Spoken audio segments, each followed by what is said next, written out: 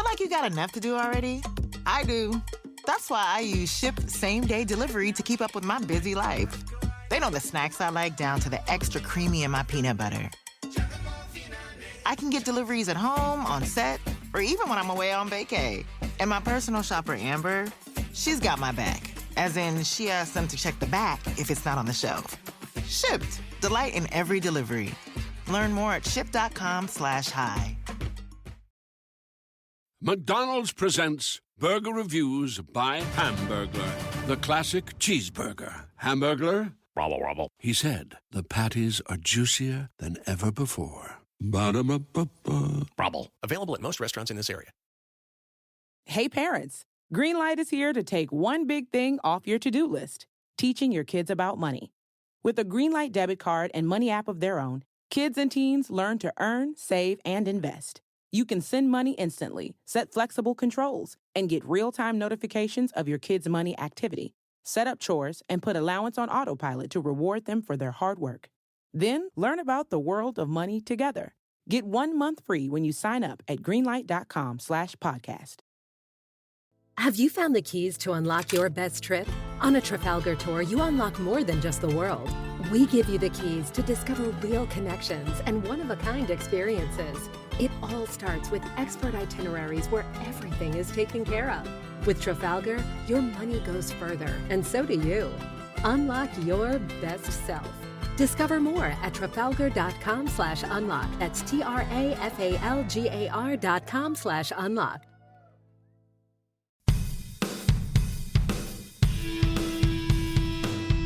How's it going? Welcome to episode 92 of On the Wire, proud member of the Pitcher List Podcast Network. Follow the pod on the Twitter at On the Wire Pod. And of course, if you're listening on a platform that allows ratings and reviews, please take a second to let us know what you think. I am Adam Howe. You can follow me on the Twitter at 80grade. That's all spelled out. I am once again joined by Kevin Hasting, who should be followed on the Twitter at Hasting. I don't know what to say here. It's been a while for us. We did back-to-back episodes last week, and then we didn't do our normal Sunday. We instead we published on Friday, and now we're back here publishing our normal Sunday. But that means it's been like, I don't know, feels 3 weeks, but I know it's only been like 8 or 9 days. But the amount of stuff that we have to talk about today makes me feel like it's been over a month since we've talked last. How are you keeping up with everything? Oh, it's been great. Just like we talked last episode, even though it seems like it's been forever ago, having a quote normal off season, yes. has been absolutely amazing. And it hasn't been normal. I think we're going to be spoiled by this because this isn't how it's going to be every year going forward. I don't think. I think we're catching up over the last 2 or 3 years, and there's a lot going on. I know we'll have just as many free agents. I know we'll have trades going on in future years, but I think that we're seeing more than the normal I was talking about. But it's great. It's absolutely amazing getting up every morning and checking out what's going on, what we missed, catching some things late at night, and then seeing other people react to it the next morning if they were already sleeping or tuned out for the evening. It's been absolutely amazing. Yeah, you're absolutely right. This isn't normal. Like this, we talked about it last episode. It's like you don't see this. I don't remember seeing this many signings during the winter meetings or right after the winter before the new year flips over. They trickle throughout the offseason. That was always the big complaint about baseball offseason. It's like it was a slow burn. This is anything but. The big ticket guys. Yes, they wait. They usually wait, and then other guys, the next tier, the teams wait on before they settle for them. So yeah, it's been amazing that all this is going on, and we're still at mid-December. So much has already happened. Is there some kind of like tax policy that switches over in 2023 that I don't know about? Some federal tax policy that changes that they want to make sure they get these contracts? I don't know. But either way, I'm happy to talk about it. Exactly. Remember, there was a lockout last year. That was exciting as well. We knew that was going to happen last year. It's like we knew it was going to be just like floodgates opening as soon as the lockout ended. And we had so much to talk about in such a short period of time like we do right now. We were starved at this point, though, last year. We were just waiting. We were just hoping. That's the thing. I think it feels a little better. It's like we're getting news in December. It's not waiting until March. It's true. It's true. Like this one, I don't know if it caught us off guard per se, but like It's definitely different than last year because we knew like exactly when it was going to start happening. Here, it's just like Kevin, like you said, it's like you wake up and it's, whoa, okay, this is what I missed from the day before, or it's trickling in throughout the course of the evening at all hours. And for you, Kevin, of course, really is at all hours. All right. Well, like I said, we have a lot to talk about. And as you guys already heard, we have a great guest that's going to help us break it all down today. Welcome to the show, Will Garofalo. He's can be followed on the Twitter at WGarofalo2. There'll be a link in the show description for that. If you're not following him already, what are you doing? Make sure you do that. And when Will's not in a draft room like most of us, you can also find him working directly in baseball for the Arizona Diamondbacks, their high A affiliate, the Hillsboro Hops. Will, you can fill us in a little bit more about what you do there a little bit later, but you can also find Will's written work over here at pitcherlist.com. He's also dabbled alongside SP Streamer for a time in the past as well. We're going to talk with Will about some ADP movers in the early draft season, as we are all experienced. Before we get into that, Will, man, thanks for coming on with us. What's up, fellas? Yeah, thank you for having me. It's a pleasure, and I'm looking forward to breaking it all down. We got a lot to talk about. Yeah, so I alluded to it. Tell us, what would you do? What would you say you do here? Moment. What do you do with Arizona? Yeah, with the Arizona, I run their TrackMan system and the high A Hillsboro. All their home games, we're tracking the data, make sure it's all crisp and clean, and then sending that out to the team so they can keep track of how all their guys are doing. It's fun stuff. I've been doing it for 2 years. It's a blessing to show up at the ballpark and watch a game and play just a small role in the organization. Super grateful for that. It's been a lot of fun. That's awesome. I had the luxury, I don't know, 16 years ago now, of working for the high A affiliate of the Blue Jays down in just as like an intern. And at that time they did, I don't know if they have it now, but they definitely didn't have TrackMan or anything like that. So I was not asked to do any of that. I was mostly in the mascot suit and in Dunedin, Florida, in the mascot suit that doesn't have the little fan in the back of the head. Ooh. It was not pleasant. Ooh. Luckily, I only had to do that. There were 3 of us, so we got to rotate. So I only had to do like a third of the games. There you go. That was hot. You were sweating through it, was huh? Awful. Oh man. Yeah. Not an experience I want to give to anybody. Yeah, I was an intern with the Hops in 2015, the year Dansby Swanson was there, and a couple times mascot didn't show up. You guys got to hop in. So a couple innings, you just got to go have fun. Oh, I thought you were going to say that they made Dansby Swanson get in there. But it's fun as the mascot. You're walking underneath the tunnel and everything. So when you're going to get all set up and everything, a couple of times he walked by, oh, what's up? He makes crazy plays. He was doing it back then. I gave him some love for that. But like last year, we saw Julio Rodriguez and Corbin Carroll. So just dudes that are just popping off the field. You're not going to be here long. So it's been fun to watch Julio really develop. Yeah, in that short period of time that, you get to see him, you soak it all in. Yeah, absolutely. All right, guys, we have a lot going on in the last week or so at the major league level, and that's what we're here to talk about. So let's get into it. Will, I'm going to start you off with the softball, if you will, the biggest one of them all. I'm going to start off here with 3 different Carloses. We'll start with Carlos Correa. He's, of course, signs a 13-year deal to basically end his career in San Francisco. Simply put, does the park factor going to San Francisco? He spent a year in Minnesota. He spent obviously his early career in Houston, more so hitter-friendly environment. San Francisco, not so much, at least historically. Do these park factors in San Francisco scare you away from him in a first year of a major contract? Yeah, so I went ahead and looked it up just to take a look because I feel like that is the perception. And I was surprised only in 2022, San Francisco ranks 9th in park factor. So actually maybe not as bad as we once thought it was. And for right-handed hitters, it's 6th. So maybe, and you compare that with target field, you're looking at 18th and 22. Maybe getting a little bit of a boost. I probably wouldn't put that in the projection. I'd let that just be the icing on top. But I don't see his power numbers dropping at all. You're talking about a masher at the plate. You got elite exit velocities, 114.6 last year. That's 96th percentile. So he hits the cover off the ball. I think that plays in any park. His barrel percentage is almost double what LB league average is at 11.4. League average is 6.7. So I think the profile plays anywhere. I'm not worried. I'm still drafting. He's coming at a discount, in my opinion. The bat should be going higher, but he doesn't steal bases, and at a position that a lot of people steal bases at shortstop. So I think that's why you see the ADP about 125. So I don't have any concerns. I'll keep drafting. I hope that he doesn't get pushed up too much. But if he gets pushed up to Willy Adames level, I'll go with Willy Adames there. But I still love Carlos Correa. I think that's legit. Yeah, I mean, I know you mean with the right-handed hitters. Spending time in the Bay Area, I went to more than my fair share of Giants games, and it was very rare to see anybody hit the ball into McCovey Cove over that right field wall. Usually worked the same way as the Green Monster in Fenway. It's like you saw a lot of balls go off of it if you're going oppo or whatnot for a right-hander. But they have a little ticker. They got like a counter on the wall for all the times anybody actually hits McCovey Cove directly without bouncing it over. And I'm pretty sure it only had 2 digits on it because they never expected it to go to triple digits. I could be wrong. It could be triple digits, but it was a pretty low counter back when I was going to there. Runs tracker, right? Exactly. Yeah, but they keep tracking. He's pretty much the only one hitting McCovey Cove on a regular basis. Yeah, so we'll see if he's going opposite field and hitting balls that should be home runs that are now doubles. That's not ideal. Kevin, what do you think? You in on him? I think so. As far as runs, San Francisco played much better than Minnesota as far as ballparks go, as far as runs being scored, but it is lower on home runs. Yeah, speaking of McCovey Cove, I read recently, I think it was probably on Twitter, and so I hope it's correct, but I did read this, that there still has not been a right-handed hitter put one in McCovey Cove on the fly. That has not happened yet. Oh, man, that seems almost impossible. That's why we needed Aaron Judge to go there. Right? Yeah. So it could finally happen. But no, I think Correa's power typically is no doubt power. When he does get a hold of one, it's going out of pretty much any ballpark. And with the boost in the run scoring environment, this could be a slight upgrade.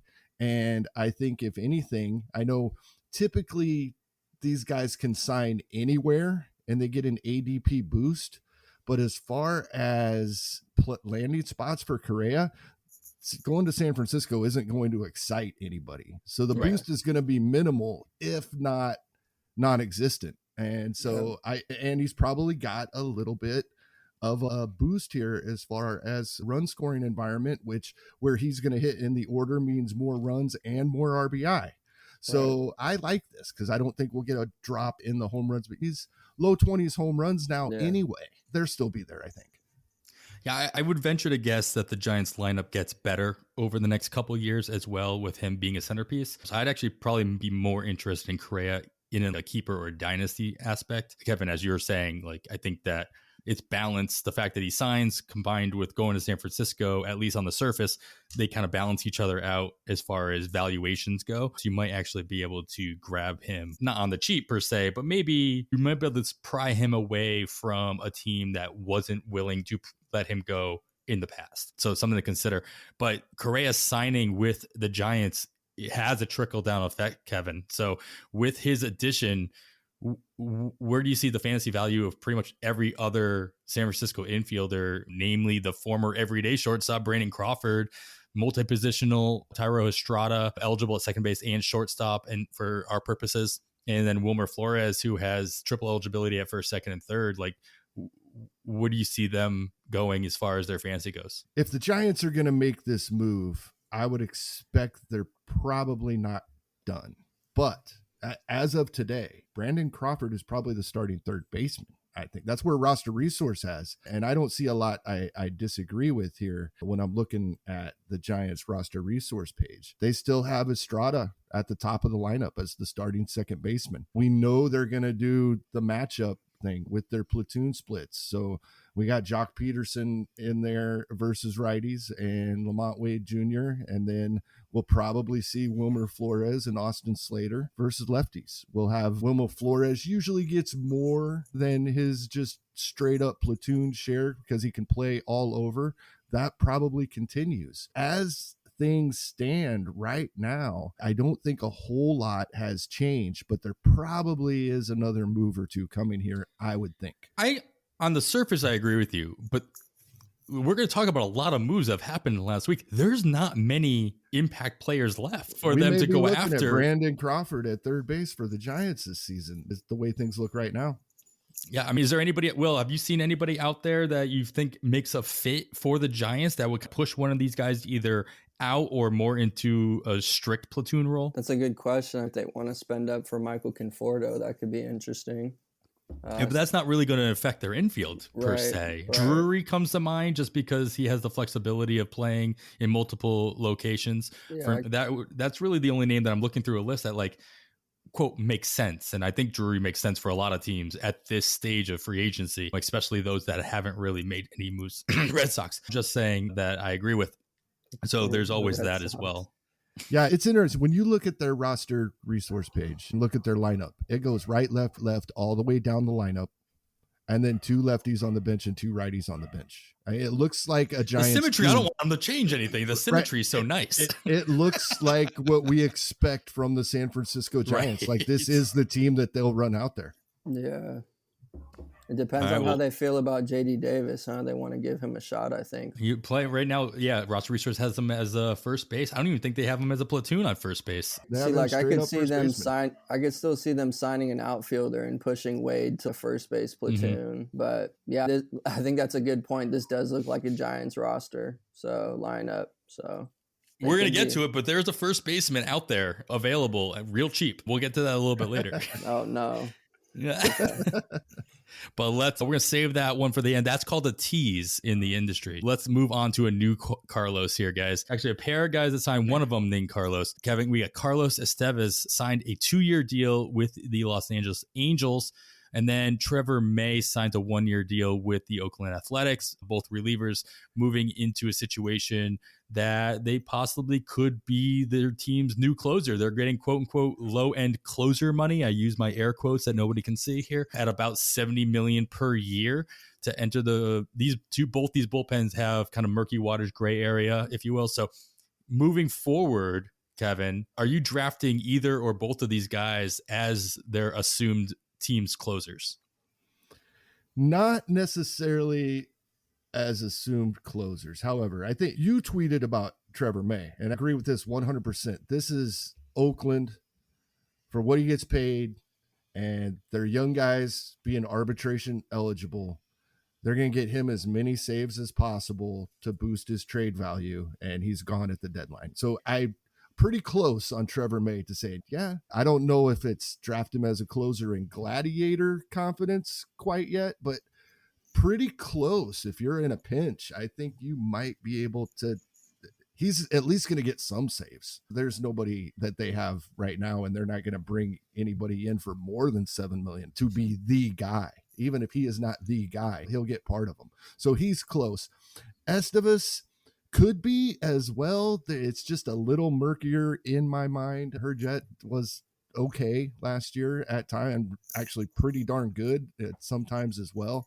So I'm not as confident in Carlos Estevez, but I do believe, like with May, he will get some. I would say if you gave me an over-under on 5 saves, I would bet the over for Estevez, and it could be many more than that. But I do have more confidence that at least until mid to late July, when he's moved, if he stays healthy, Trevor May probably is the guy in Oakland.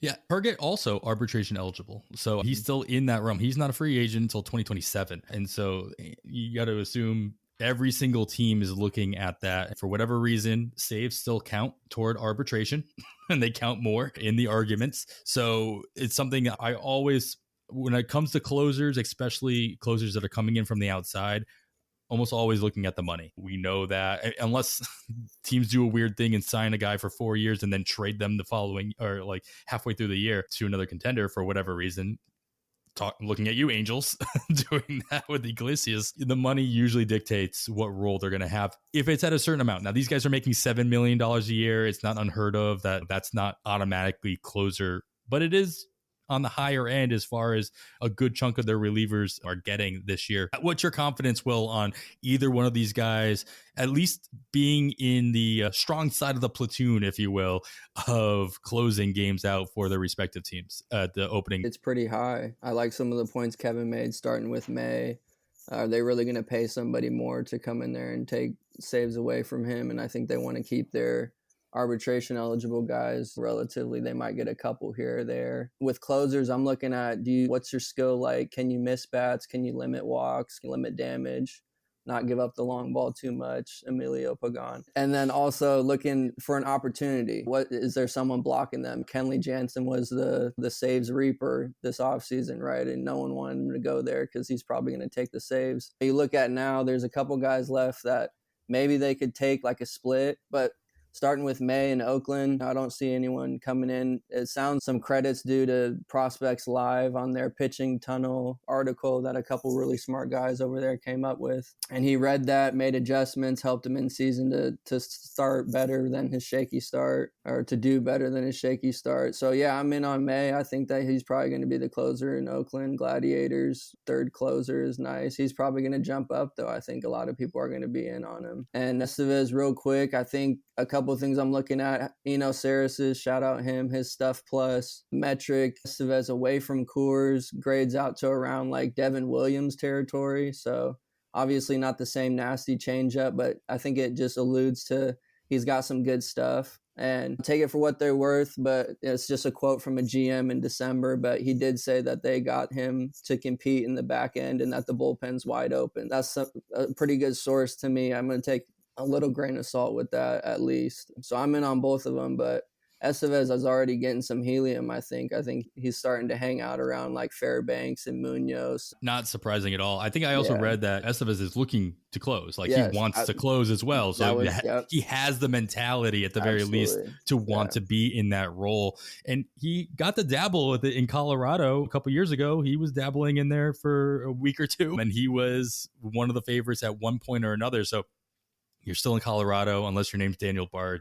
It doesn't usually stick that long. As far as May goes, I wonder, and I don't obviously I've read anything about this or anything at all, but like for Trevor May to sign like a 1-year deal in this environment where we're seeing relievers go for top dollar, I wonder if he also was given like a non-committal verbal agreement. Hey, we're going to put you in a situation that you could really shine a light on yourself. You'll be able to close games. You'll be able to really rise your stock. We're probably going to trade you at the trade deadline as long as you do well, and we'll reap the benefits of that. But it allows you as a 33-year-old, 34-year-old to maybe then get your 3 to 4 year contract to end your career on a high note. Maybe I always question why somebody signs with Oakland at this stage. Right. And usually in that situation, especially like a veteran, and it makes my head go toward the direction that I need somewhere where I know I'm going to be guaranteed playing time. I'm going to be guaranteed a spotlight, and I can raise my stock up. Right. And for a pitcher to do that in Oakland makes a lot of sense. That's a good point. Maybe he does get traded, so maybe you're only getting a half season of saves. Yeah, so like Kevin said, I don't know that I'd be going after him in Gladiator, yeah, maybe but DC's for sure. Yeah. Mm-hmm. So I think I put Estevez above May, even if it does maybe look like right now May will get the bulk of saves in the beginning. Yeah, I think Estevez has a better chance of holding the job throughout the year, even if neither one of them do. Estevez, I think, has the better chance, especially since he's also on a 2-year deal with the Angels. For sure. All right, let's move on to, besides that, besides these two guys have really been the first relievers that have signed that resulted in an actual debate of whether or not they found a spot where they could become the closer. Dave Robertson's probably not going to be closing games for the Mets. Pierce Johnson's not going to be closing games in Colorado. Matt Strom's probably not closing games out in Philly. We talked about this last week, but I want to get your take on this as well. Like, of the remaining free agent relievers, who would you be speculating on as in late drafts, expecting them to sign in a similar fashion to Estevez and possibly May as well, to going to a place where they could find themselves the favorite to be closing out games for a team that, doesn't have a set bullpen? Yeah, that's a good question. First of all, Boxberger, Mr. Brad would like a word. He's wondering. He thinks he's getting saves out there in Chicago. I hope not, because I have I have some exposure to Brandon Hughes, and I'm hoping he holds on to that. Yeah, no, I hear you. We're looking at 3 older vets. Taylor Rogers, I think, is the best guy out there still. I could see him landing a spot and at least getting a timeshare. Aroldis Chapman's out there, Craig Kimbrell.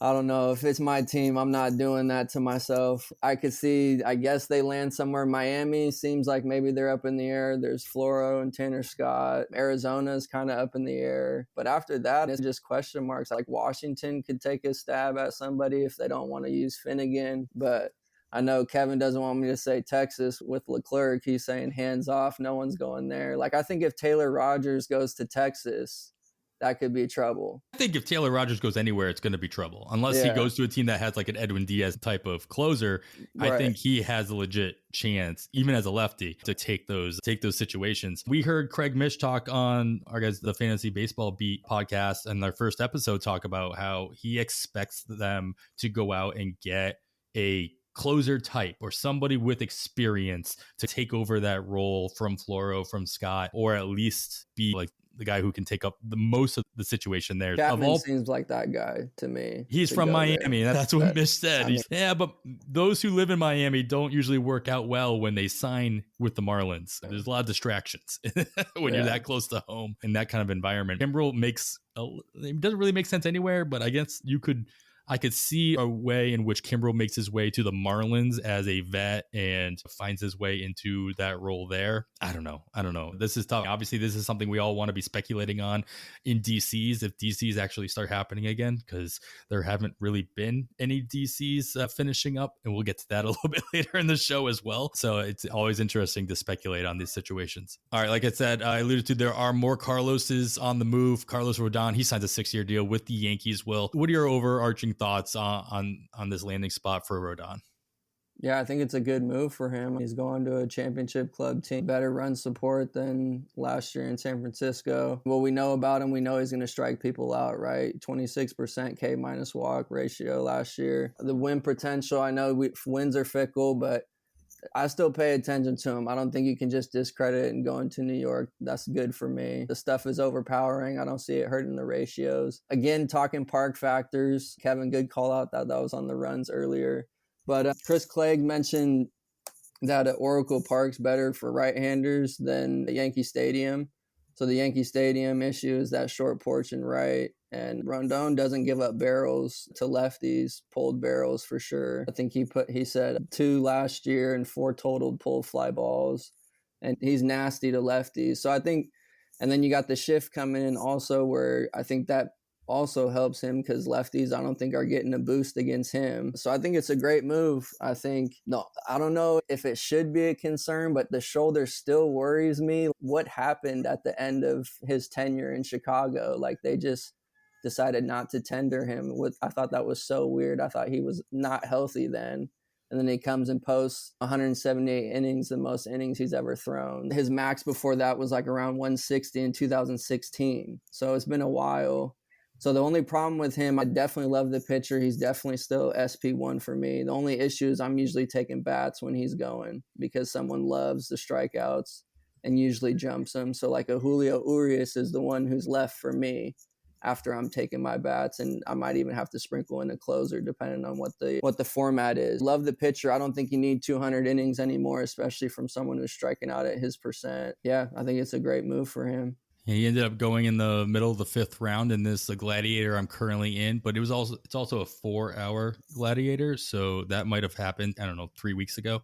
I'm not sure. I'm pretty sure the pick happened before he signed with New York. Yeah, I mean, I think that this is similar. In my mind, it's similar, Kevin, to what you talked about with Correa going to San Francisco. It's I think him signing with the Yankees kind of in that park has certain connotations that balances out the fact that he signed. Do you have any direct thoughts on? I see you nodding your head. Do you have any additional thoughts? Yeah, that's exactly where I was going. I think this is going to have a negative perception as a landing spot when I think it's a great landing spot. So if he slightly gets he signed bump, that's great for his value. If he doesn't move or even drops slightly, even better for his value. I'm more interested in Rodon now than I was if he was in San Francisco. Will brought it up. We've been talking about it throughout the show, the park factors.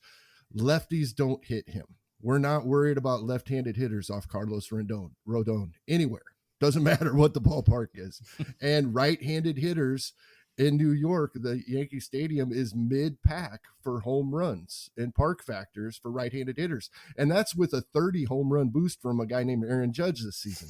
So I love this move. Will brought this up as well, the wins. We can't chase wins, but we have to. I'm a keep saying that probably more this season than I've said it in the past. I think this is a great spot for Rodon. Yeah, you have to chase the wins, especially as we continue to see teams shift their philosophy on how they're utilizing their rotation, how far they're going into games. The wins are harder to come by on a regular basis as it is, never mind whether you're on a good team or a bad team. All right, we have a lot to talk about, so I want to take a little bit of a break real quick, and we'll come back right after this. All right, guys, we're back. Let's get right back into it. We got a couple of one-year deals that some pitchers made, Kevin. So let's get your take on these guys real quick, with special attention to one of them, of course. Noah Syndergaard signs with the Dodgers. Michael Lorenzen signs a one-year deal with Detroit Tigers. And then your boy now, Ryan Yarbrough, signs with your Royals. Is this the only signing I think the Royals have made this year? Am I missing anybody? As far as free agents? Yes, free agents. Yes. It's one more than the Miami has made, so congratulations on that. How excited are you to have the Friday Pirate Fratty Pirate, excuse me, as Nick Pollock will call him, in Kansas City? Do you have any feelings whatsoever? Yeah, I think this is Nick Pollock. This goes right into the stuff he's talked about for a couple of years, right? When Vargas was a Royal, he won 20 games in that ballpark. Yeah. Now, I'm not saying Ryan Yarbrough is going to win 20 games. That's not where I'm going, but he slides he's their roster resource has him at 3. I would say Ryan Yarbrough is their number 2 starter right now behind Brady Singer. And he's going to get his innings. And that ballpark does it now. It's a very good ballpark for runs being scored, like Coors, like San Francisco, these ballparks that have massive outfields, even though we think of them negatively because home runs aren't hit there as often, more runs are scored. So that can be an issue, but he's not going to give up as many long balls in Kansas City. That's just the way it works there. And he's gonna get the innings as long as he's healthy. He's gonna go. Now, he's not gonna wow us with a great ERA, but with their young, talented, athletic position players, I think typically these guys, he's not the only one. Jeremy Guthrie had success pitching for the Kansas City Royals, right? These guys later in their career, these types of guys, I think can go out and give us solid innings. I don't want him as a starter in a 12-team league in my lineup, but in a DC, heck yeah, I'll grab him where he's going right now and hopefully not need him, but at some point later in the year, I might. I can always tell the excitement level a team has about who they signed based on the announcement that they make on Twitter. And the fact that they brought him in and didn't even bother paying somebody to Photoshop him in a Royals jersey, instead just used him in his Tampa Bay jersey. I feel like that says a lot. Yeah, the Royals Report and all these different Royals sites that I follow and some of their writers, like this was projected, like multiple guys all off season long have said Ryan Yarbrough is going to be a Kansas City Royal. This is the type of guy they bring in, and he can have success. Others have before him. So do you see him setting a new career high? You said he's going to get his innings as long as he stays healthy.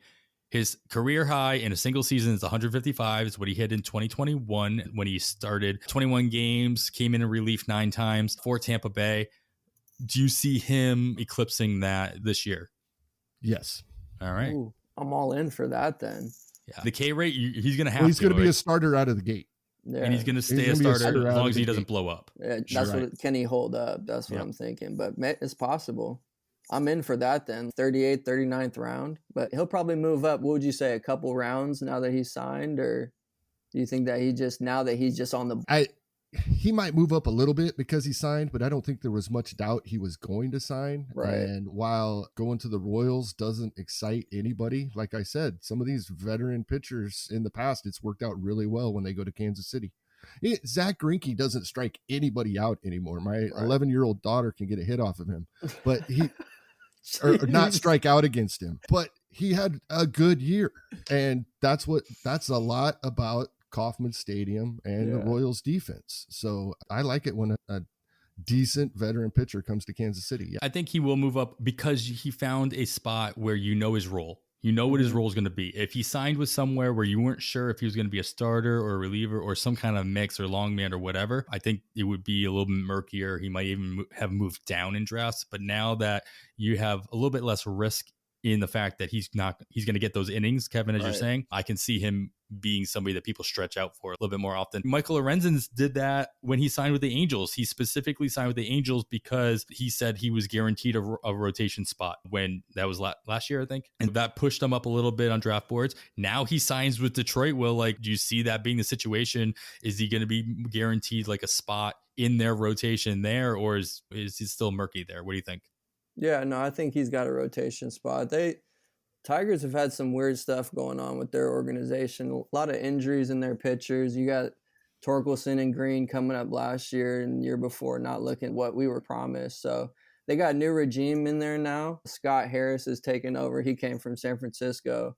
And I was listening to his interview at the winter meetings, and he's talking about creating a process of where we're giving feedback a lot more quick to the players so they can make adjustments, trying to shorten up adjustment periods. And I'm not going to say that the past regime wasn't doing that, but to me, it doesn't seem like the proof was in the pudding that it was mishandled or just not developed the way it could be. So I'm looking at the Tigers a little differently now, and the signings that they're making, I think that they're pretty calculated. Roster Resource has them slotting in the 3 spot right now. Whether Matt Manning or Spencer Turnbull show up really good in spring training and go before that, but right now it's just Rodriguez and Matt Boyd. So I like him. I think Lorenzen's a gamer. I think he works hard at his craft. I think he got a shoulder injury that knocked him out for 2 months last year, so that's a little bit of a red flag, but he's another guy that's going late, and I think the innings will be there as long as he can stay up, and we can't project injury. So I'm in on it.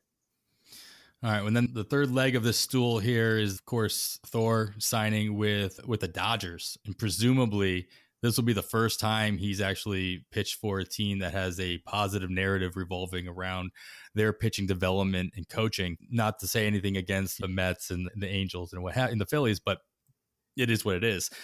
Will, do you see the Dodgers actually doing anything for Syndergaard to make him worthy once more, if you will? Yeah, I wouldn't put anything past the Dodgers in their development system. The numbers they're crunching over there, I think their analytical department is really strong, and they know what to do. So I would imagine they're going to work with Syndergaard and try to utilize what he does best and minimize what he doesn't do as well. And so that's throwing the worst pitches less and the better pitches more. And I think with Syndergaard, it comes down to velocity, like with a lot of pitchers. We're seeing a different guy now this last year than we saw when he was with the Mets, almost 4 miles per hour lower on the velocity. Shout out Pitcherless pitching pages. They got the velocity there. Go take a look at that if you haven't already. And so I'm thinking that, okay, we got to get the velocity back. But he's had a lot of injuries.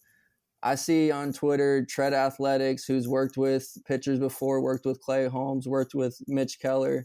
They're posting content on this is what Noah Syndergaard needs to do. And the next thing I know, I see him at their facility working out. So to me, that tells me he's dedicated. Now, fast forward, Dodgers are signing him. That's enough for me to be in. It's amazing how that happens, right? It's because they signed, happened with Andrew Heaney last year. Andrew Heaney signed with the Dodgers way earlier than most guys did. I think he signed he might have signed it like the end of October and early November last year because he wanted to get in there as soon as possible, get a routine down, take advantage of everything the Dodgers have to offer. Tyler Anderson. Yeah. So the same mentality, obviously, that Syndergaard is having right now with the Dodgers as well. It's just amazing how one organization has built themselves up in that fashion, not only to court pitchers that they might want to sign, but also the fandom and just us as analysts that were like seeing it from the outside and be like, all right, this is automatically a good sign. Good things will come automatically. Yeah. Yeah. It could blow up. It doesn't work for everyone, but at the same time, we're just playing percentages, right? We're trying to take information, gather it all together, and make our best guess. Yeah. Is this moving Syndergaard either back into the conversation for you, Kevin, or is this something you got to wait and see? Even Will said you can't fix everybody, but do you see moving up your board just because the fact that he's signing with the Dodgers? Yes, and because of everything else Will said. And I think one thing we forget is he didn't pitch at all in 2020, and he pitched 2 innings in 2021. So 134 innings in 2022 was a lot of innings, but he's got a lot of working back to do yet. Of all teams, if somebody sees something and they think there's something left and he just needs more than this 136 innings he's thrown since 4 seasons ago now, it's the Dodgers. And yeah, I'm in, especially at the cost he's at right now. He is going to jump quite a bit because I think this will be a common opinion for a lot of people out there, unfortunately. So I think we should probably grab him now if you're in the middle of slow drafts and you're getting to that point, snatch him up, and we'll see where it goes from here. But yeah, I'm optimistic about this move. All right, I think the last grouping of pitchers we're going to talk about today, a couple guys signed more than a 1-year contract. We got 2 guys here, Sean Manaea and Ross Stripling. They both signed with the Dodgers on a 2-year deal. I think Manaea has an opt-out clause after the first year as well. And then Chris Bassitt signs in Toronto for 3 years. Let's strictly talk about the Giants guys real quick. Between Stripling and Manaea, which one do you think the Giants also have created this aura around themselves where pitchers can go and make themselves right?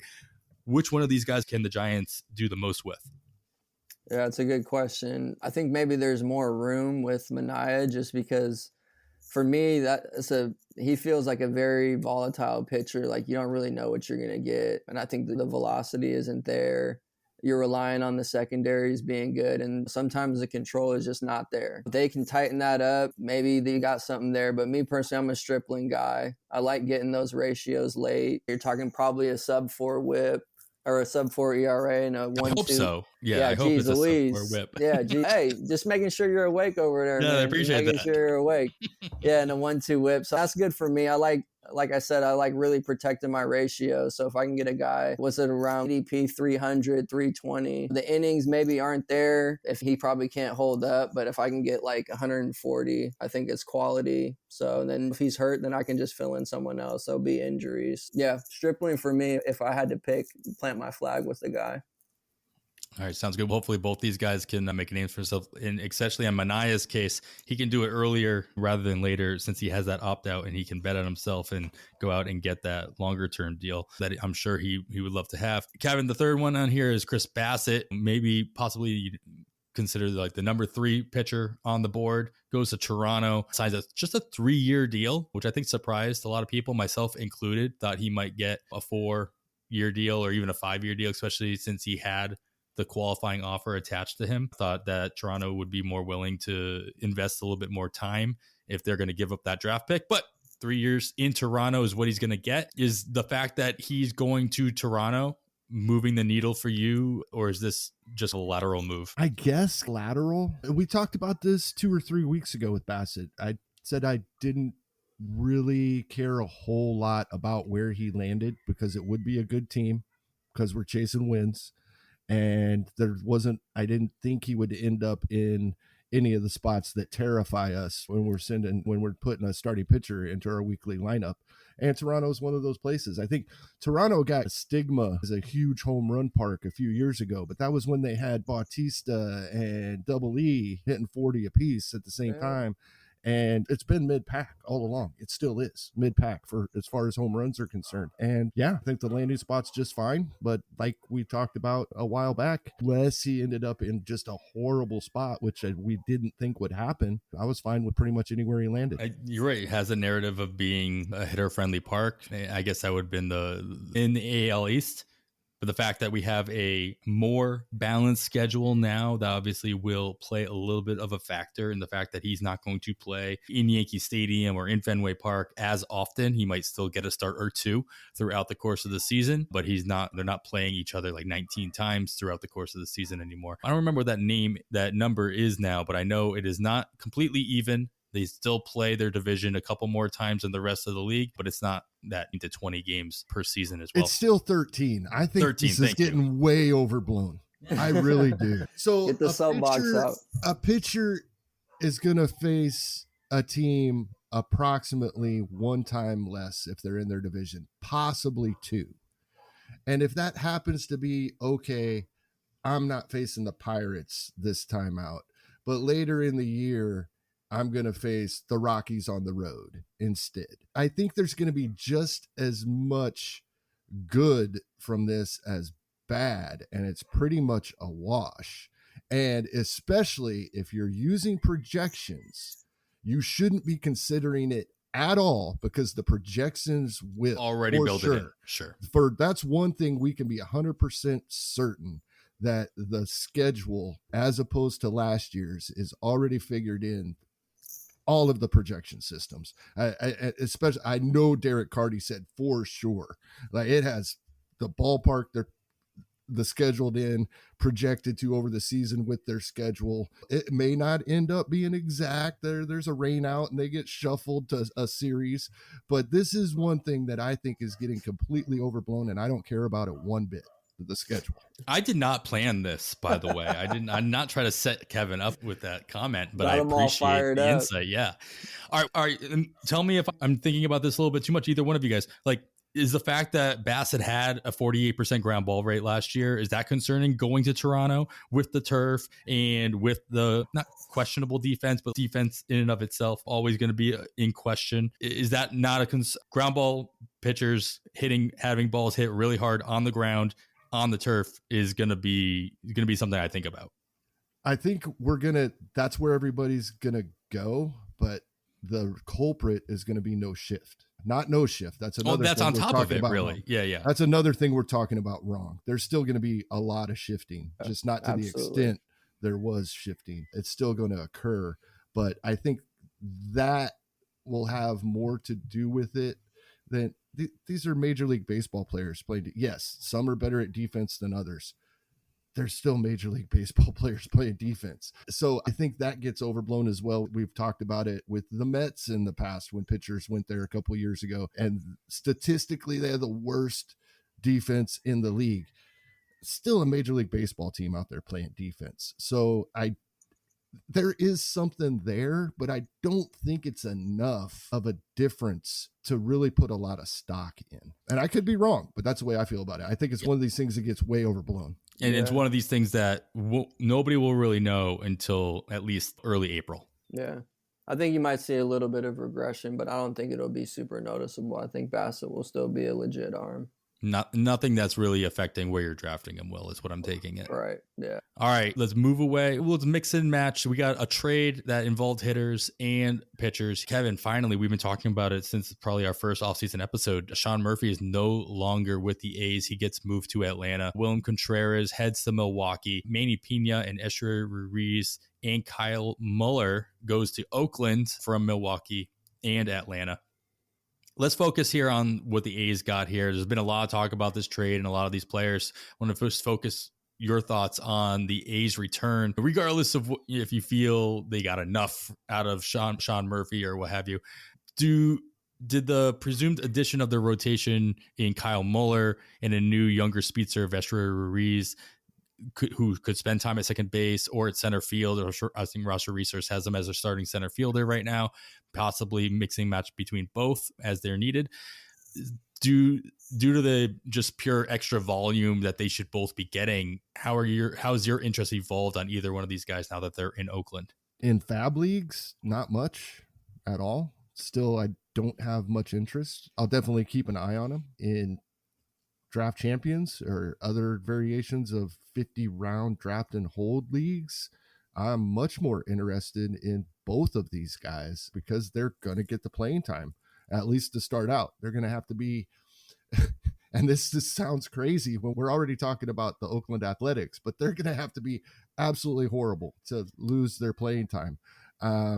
Ruiz could be the stolen base leader of Major League Baseball with 400 plate appearances. So he is definitely on a radar late in draft champions and similar draft and holds formats now. And Muller is a guy we've been wanting to see for a while, and he's going to get the opportunity in a nice ballpark for pitchers. Yeah, in deep draft and hold leagues, I'm interested in both. In fab leagues, I'm just keeping an eye on them. What about Gladiator? Ruiz would be really interesting in Gladiator, right? Because he is going to get that playing time to start the season. And if he would go out there and steal 40 bags and then lose his job for the last 2 months of the season, that would be a blessing, probably, right, for the rest of the categories, right? Yes. So he, as crazy as it sounds, I say I'm not even interested in him in a fab league. I might, if I thought I was in a tight spot as far as stolen bases is concerned. We're going to lose players in these Gladiator leagues anyway. So it's tough to go in and accept that risk off the bat. However, if I think with someone like him that I'm going to get value out of him prior to the possibility of losing him, I could, possibly 23rd round of a Gladiator. I could see Ruiz if I'm really short on stolen bases. It would be tough and it would seem absolutely crazy, but I would consider it. Yeah. The fact that Esteury Ruiz ended up with Oakland, third team in less than 2 seasons, is definitely a blessing for his skill set. Not only the fact that he'll get the playing time where he might not have gotten it in Milwaukee or almost anywhere else, but as I'm really diving a little bit more into stolen bases recently, I noticed that the A's were the third most aggressive team in baseball on the base paths. They just had the third least amount of opportunities to send their players. So their totals aren't that great, but when they had opportunities, they were sending their players. And it didn't matter necessarily how fast they were, though the players that had a higher sprint speed, like 27, I think when I was looking up, like 27 or higher, they were pushing them even harder. So a guy like Ruiz, who has a 98th percentile sprint speed, on the A's, he still has to work on getting on base and putting himself in a situation where he has the opportunity to steal. But mark my words, the A's, unless they have big flip in their mentality as far as base running goes, which I don't see happening based on their roster construction, the new rules in place, as we continuously talk about, he's gonna run. Simple as that. Yeah. And that 40 stolen bases is definitely in the cards. The one thing I would be cautious of. Yeah, absolutely will. But the one thing I would be cautious about, and I think we're all pretty much in agreement he's going to play at least to start the season. But Jorge Mateo was in this spot with Oakland and never got the opportunity for a couple years when we thought they had to. I remember the year he was out of options. We thought, they have to play him.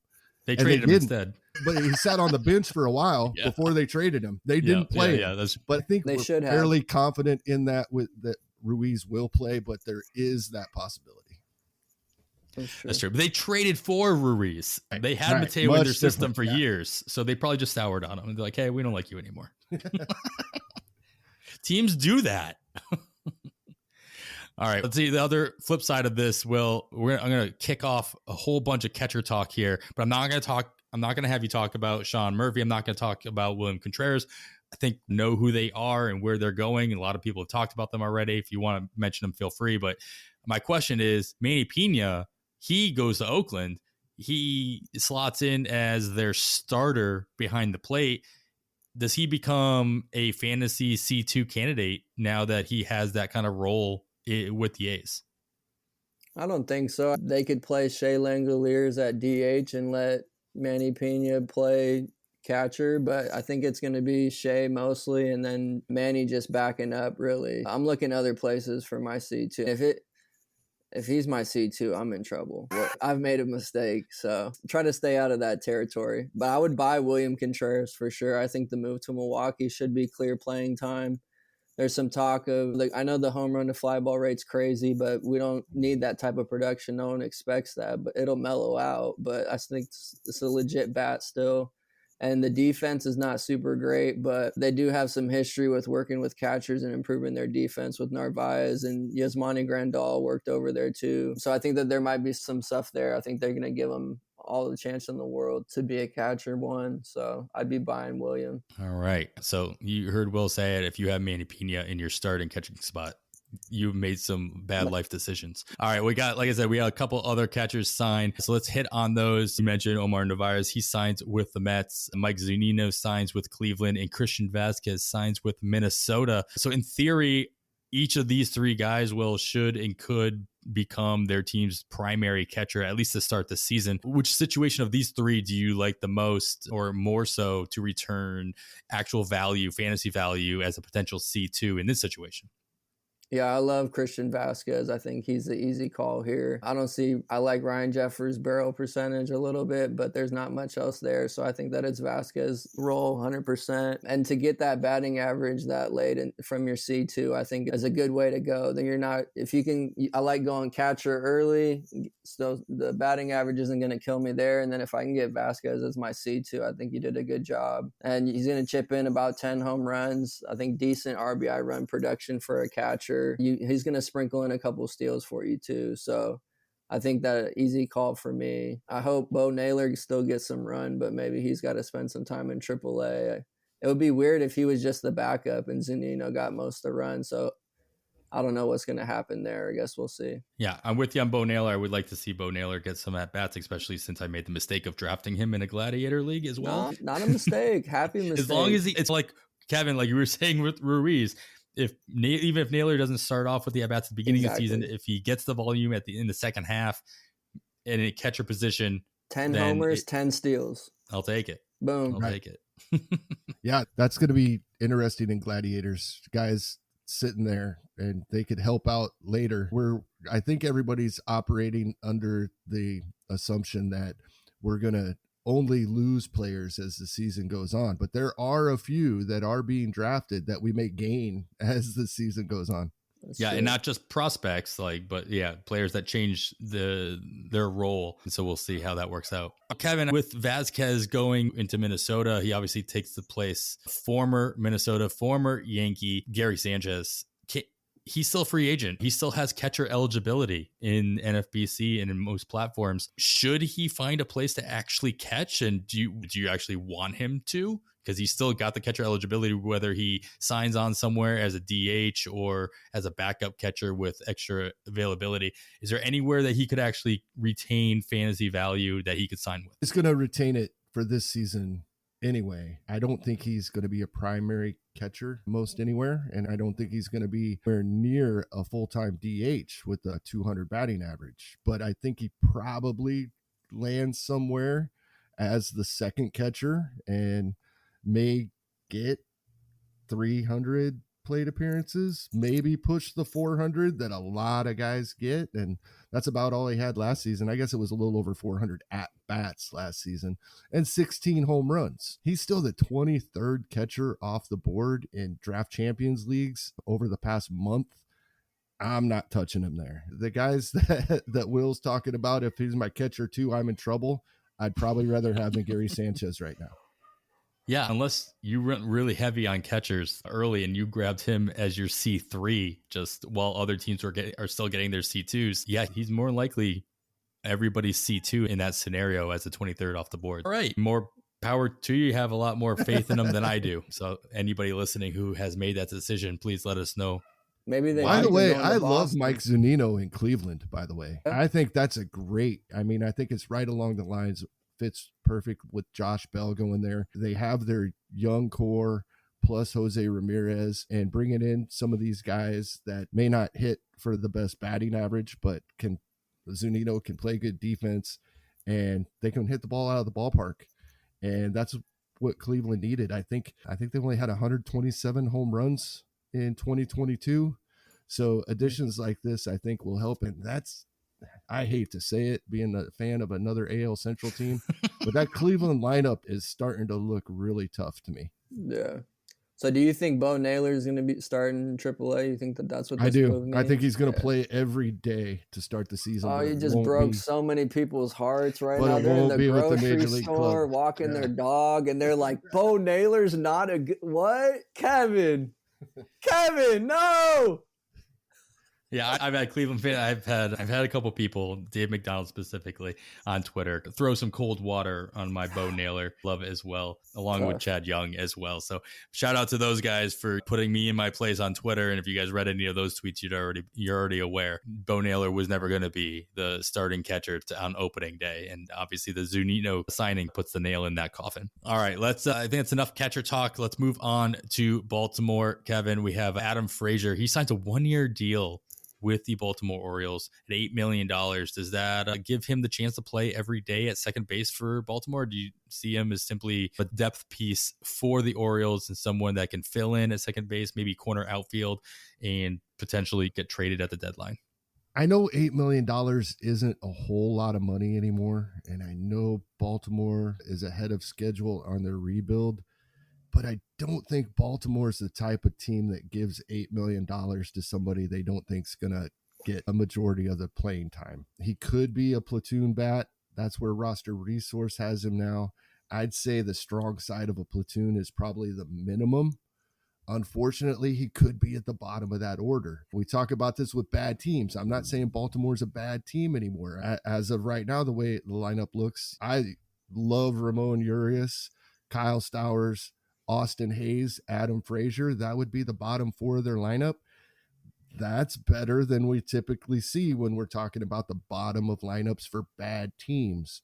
So I'm going to have to see where this makes him land in ADP before I know if I'm interested, but I'm not scared away. And I think $8 million from Baltimore probably means he's playing. All right, let's say Kevin's right, Will. Adam Frazier is playing every day at second base, or at least close to it. What kind of a trickle-down effect do you see this having as far as your interest level in the younger infielders the Orioles could be bringing up? Sounds like if that's happening, Jorge Mateo drafters who are expecting a lot of steals maybe aren't getting those steals or are getting them in a limited supply. I don't know. Maybe I like Jorge Mateo more than other people. I probably do. I don't know if I really see Frazier playing a lot, but I get $8 million, and they're pretty shrewd over there in Baltimore. But yeah, it looks like Mateo would be the one losing out on playing time if Frazier's going to slot in there. So I think they like Urias still. They play him at third base, and then Frazier plays the majority at second against righties. So you think you think that you see Gunnar Henderson moving back over to shortstop instead of holding down the job at third base? If it were me, I would play Ramon Urias at second. I'd play Mateo at short and Gunnar at third. And I'd let Frazier rove around and be the utility guy. That's what I would do. But like I said, maybe I like Mateo more. He seemed like he was average to slightly above average defensively there. Maybe their plan is they want Gunnar at short. And then in that case, Mateo's not going to stand in his way. So I could see that being the case. But yeah, I was surprised by the signing, honestly. I didn't think that they really needed an infielder, a corner outfielder. I think I like some of those guys, Stowers. I like Cowser coming up too. So I thought that they needed pitching. Yeah, I mean, if I see anybody as like the more roaming around kind of guy, I thought Mateo would make the better multi-positional guy.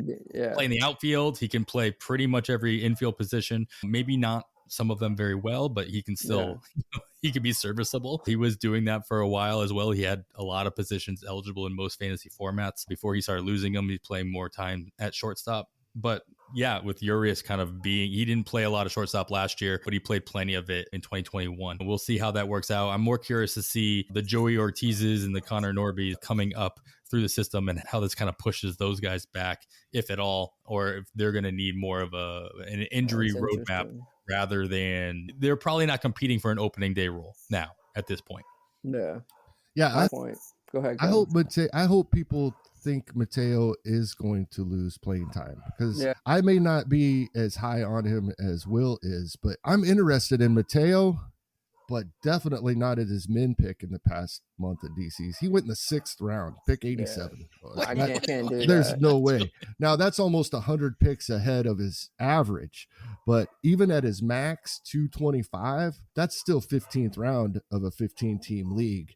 That's a little steep for me, but if people think he's going to lose his playing time, he could lose a lot of playing time and not lose very many stolen bases because he will pinch run at the end of games. He will be the runner on second if they have extra inning games. There's all kinds of scenarios where he can still get the stolen bases. We may not get the double-digit home runs if he doesn't get the plate appearances, but we won't get the hit and batting average either. So I think it'd be nice if he starts to fall a little bit. John Birdie. right there. There we go. Yeah. No, that's a good point too. And he can move around and still accumulate that way. Just because he doesn't have a starting role, that doesn't ice him out. I was being a little facetious earlier. I should have clarified that. But yeah, I don't know. The batting average is still going to hurt you. So I'm not planning to take Mateo in my drafts. It's more. That wasn't you that took him at 87. Let me take that back too. That I don't like him that much either. Jeez Louise. I want to make sure you're filtering your ADP and that the NFBC didn't come up with some other strange format that I'm not aware of yet, or you're only drafting stolen bases or something like that. Yeah, batting average. DC's over the last month. All right, good. There's been 11 of them. Yeah, we'll get to that. That's very low. They're crawling. All right, guys, let's move on to some outfielders. Earlier today, we saw Andrew Benintendi sign a 5-year deal with the White Sox, presumably becoming their starting left fielder for the next few years. He should slot in toward the top of that lineup. Ross Resource has him batting second now between Tim Anderson and Luis Robert. Assuming either of them are actually healthy at any given time, Will, how does this landing spot and situation that he's going into impact your fantasy valuation of Benintendi? Yeah, I had him relatively around his ADP right now just because I didn't expect him not to sign somewhere. I think it's a decent landing spot. He should fit, like you said, in the top of that order. He's a batting average pillow at that point, I think. He traded power for batting average this last year. I guess he could make a switch back and say, I want to try to hit 275, but hit 15 to 16, 17 home runs now. But they'll still chip in you some stolen bases. So if you're going that route of trying to add 8 to 10 to 12 in multiple spots, which I like to do, he's a good fit there. And like I said, unless he makes that switch, I don't think we're getting up to 15 home runs. So you got to make sure you got your power by the time you're drafting him. Last 2 weeks of all ADP is a 235. You guys, I wonder how much he rises with this news. I was looking. Like you got Oscar Gonzalez and Brandon Nimmo and Bellinger in that 170 range. I wonder if he rises all the way up around there. I don't see him going as high as Nimmo, though he brings something more to the table if he does start to run again. If you're of the opinion that the new rules are going to help the middling speedsters more so than the top end guys, Benintendi is right in there, 53rd percentile sprint speed last year. And so he's somebody that if the White Sox decide to take advantage of that, they could go with him. He's had a history of being able to run the bases a little bit more efficiently. So that could come back for him. In batting second in a lineup, obviously Nimmo's going to be leading off most of the time for the Mets, but as fast as Nimmo has been recorded to being, he doesn't actually use it. Maybe the new rules change that. Maybe he just doesn't like to run. Who knows? He's already got his money. He's going to do what he's going to do best. He's made of glass. Yeah, that too. That's probably is a part of it. That's the thing about these contracts, though, man. A lot of people are like, "Oh, that's too much money." I'm like, everybody realizes that the ownerships have insurance policies on all of these major contracts. So even a guy like Nimmo, who's made of glass, he gets hurt. He's on the IL for an extended period of time. They don't care. They're getting their money, like they're getting their insurance policies cashed in the right situations. But anyway, that's a different tangent. So do you think would you take him over like Alex Verdugo, who's going like around pick 200? I'd put him in the same. He's probably they're probably going to come together. Those two guys, they're pretty much probably about a 2-round bump for Benintendi with this I can news. see that. Yeah. Now that he has a role in a hitter-friendly environment, at the top of a lineup where you're pretty sure he's going to play every day. I'm pretty sure that Mike Carter, our friend of the show, Mike Carter, he spoke this into existence. He's been talking about Benintendi, or at least some everyday left fielder being signed by the White Sox. And it actually happened in a lefty bat, exactly what he's been saying. And he got it. We'll see if it works out. I think this is big news for Eloy Jimenez. We all assumed he's the full-time DH now, but until they went and got left fielder, it wasn't for certain. I think those that have drafted Jimenez so far can take a bit of a sigh of relief that he may not be roaming left field out there in Chicago. Speaking of glass, a lot of rosters over here. A lot of rosters. And for those looking at Oscar Colas to be a starting outfielder, he's still got an opening in right field to break the opening day roster out there as well. So if you got your Oscar Colas is already being drafted, don't fear too much because of this signing, I think. All right, the other outfielder that signed, Kevin is talking about average pillows, as Will mentioned. We had Joey Gallo, who needs that average pillow typically if you are going to draft him. He signs a 1-year deal with the Minnesota Twins in an effort to reestablish his value or establish his value. I'm not sure it depends on how you value him for next offseason, and hopefully for him, he can cash in on that. In order for him to do that, he needs to find the right place to do that. So do you think that Minnesota is the place where he can actually bring up his value, he can put a spotlight on himself, and whether they trade him at the deadline or not, doesn't matter. Minnesota's, always going to say that they're going to be trying for the playoffs, even if he spends the entire season with them. Is this a good spot for him to bring that value up? I think so. I like this. I have drafted Joey Gallo in more than one spot already this offseason, and I am happy with this landed spot. Yeah. I'm in the boat, Will, too. We all heard that, right? I think I've got 2 spots of Gallo as well. So wow. Okay. Continue. Yeah, I like this. Minnesota is top 3rd for home runs for lefties as far as ballpark factors go. Not that he needs a ballpark factor. Like with some of the other rules changes, things we've talked about, or schedule changes earlier, I think the shift ban overblown, especially for guys like Joey Gallo. I know it seems every time he comes up to bat, he hits a line drive to right center field and it's caught by the second baseman being out there. That's not the case. It happens like 4 times a season. And those are really the ones we're going to get. It's not going to be a big boost to these guys' batting averages. I brought it up like months ago when the offseason first began. And then I went back and looked at the studies I had read over the past year. And yeah, we're looking at 1 hit per team per week. Even if Joey Gallo gets all of them, you're talking that 50 points that Crash Davis told us about. That's the absolute maximum.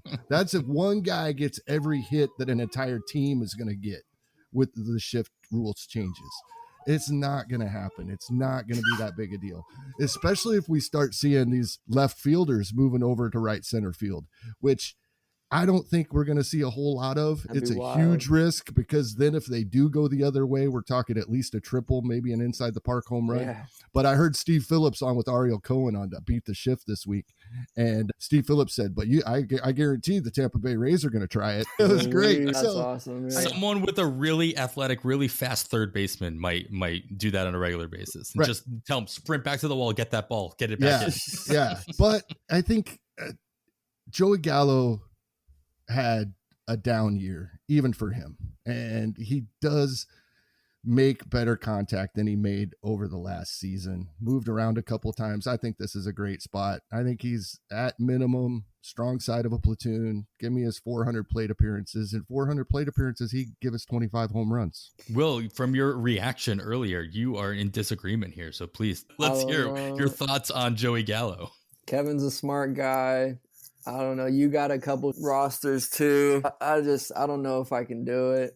I don't know if my thing is that, I can see that the late power could be really nice. You plug him into DC half a week and he's got a good matchup or a couple righties on the schedule that are soft.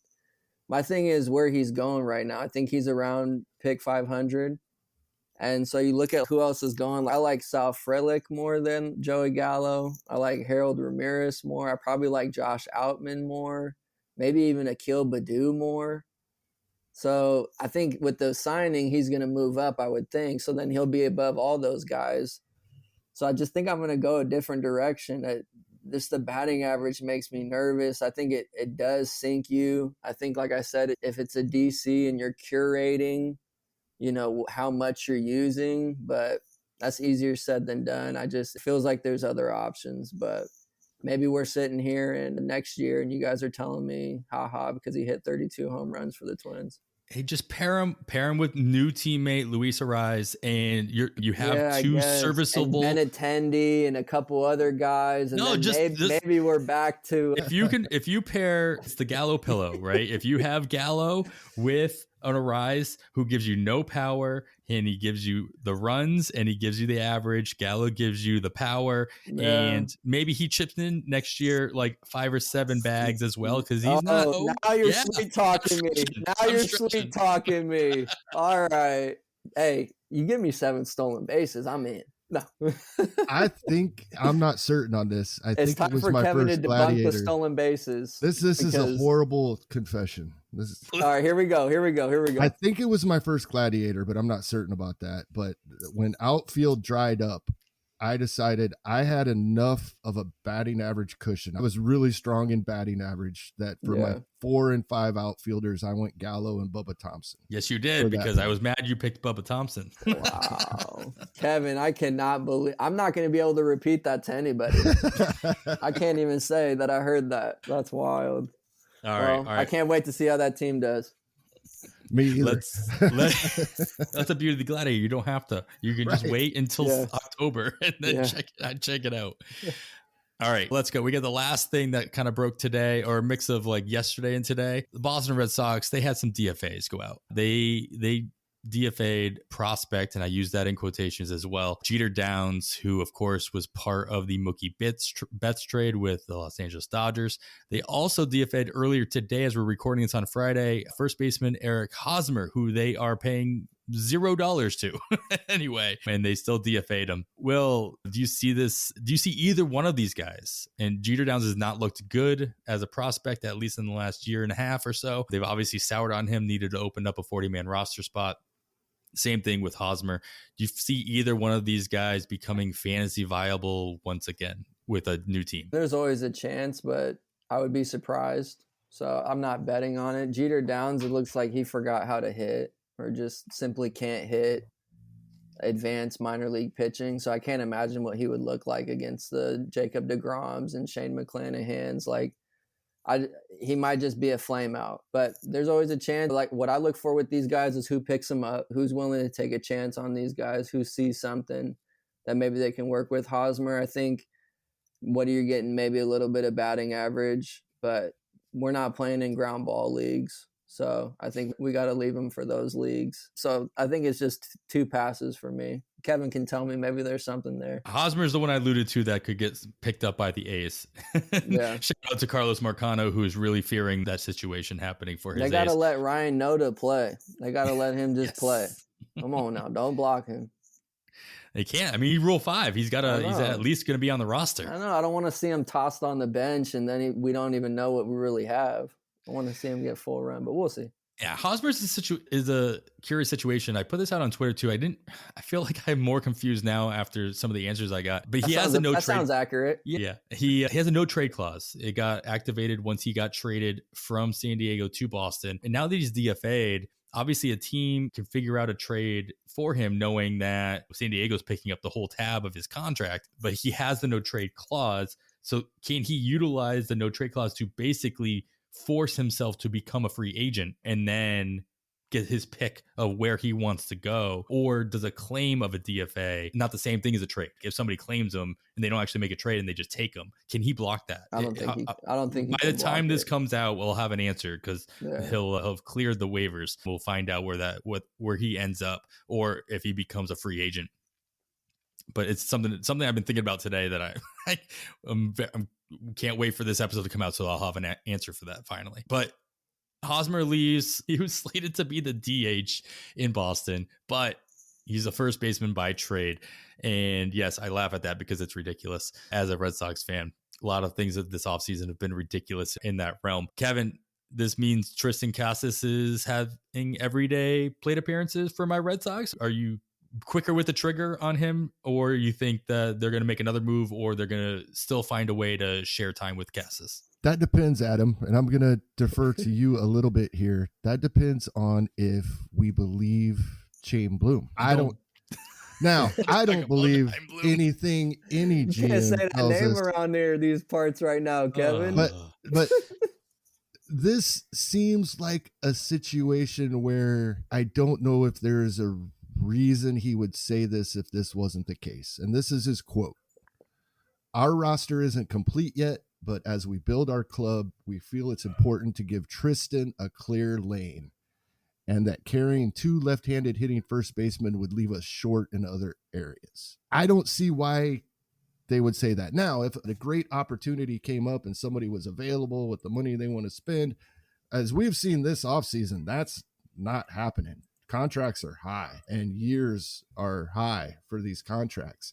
So I think Casas is going to get the run here, at least to start the season. He's going to be given the opportunity to succeed or fail on his own, but I think he's going to have that opportunity either way to begin the season. Yeah, I think I give him a little bit of a bump here. I know it was Eric Hosmer, but that was an issue as far as playing time for Tristan Casas. So yeah, I think I'm a little more interested than I was. The thing is, even if they're not done, right? Even if there is somebody for them to sign, maybe another middle infielder or another outfielder, they have a full 40-man roster right now. So I'm assuming that these DFAs had a lot to do with bringing in Yoshida and then any other moves that they might have wanted to make to protect other guys. They didn't protect anybody in the Rule 5 draft. They lost 3 players.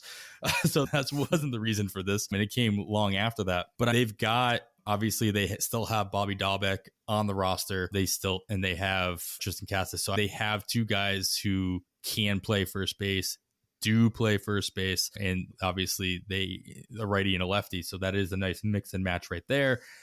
I don't see them bringing in another corner infielder. That's not the direction they're going to go. So they're not going to bring in more competition. So I will take what Bloom said. I'll take everything he says right now with a grain of salt. But that jives with with their 40-man roster right now. All right, I think we finally hit on pretty much everything that might have happened. I just checked the wire and I haven't seen anything new come in while we've been talking. So let's get in an hour and a half into the episode. We're finally getting to be able to talk about the thing we were going to talk about. We might go a little long here. You might have already gone a little long, and that's perfectly fine. But we're going to go a little bit longer right after this second break.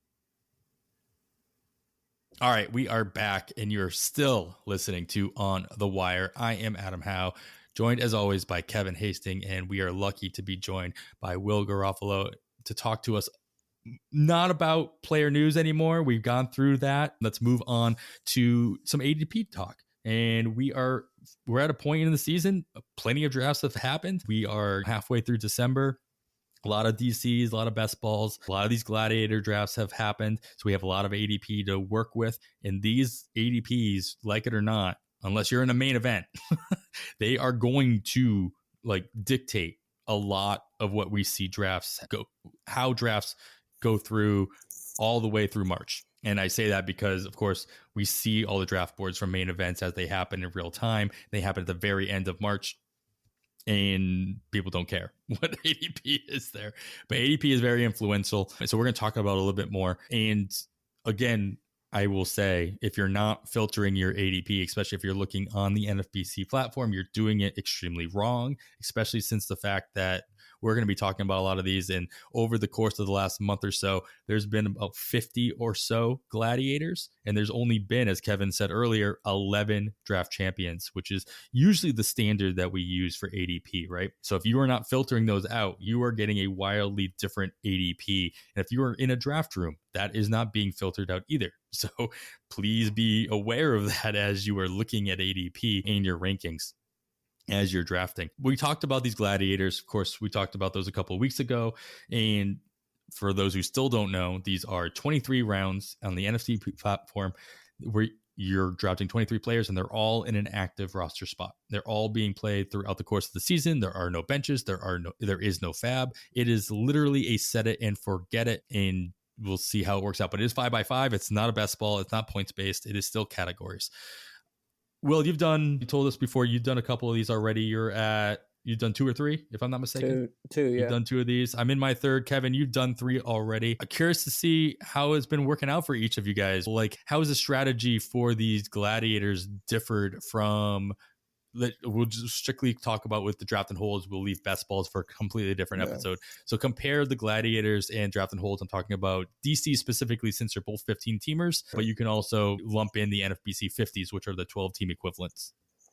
Yeah, there's 1 or 2 differences, but honestly, I draft pretty much the same. I draft really boring, and I try to just build a strong base of production. It sounds cliche, but I'm trying to draft as many good players as possible.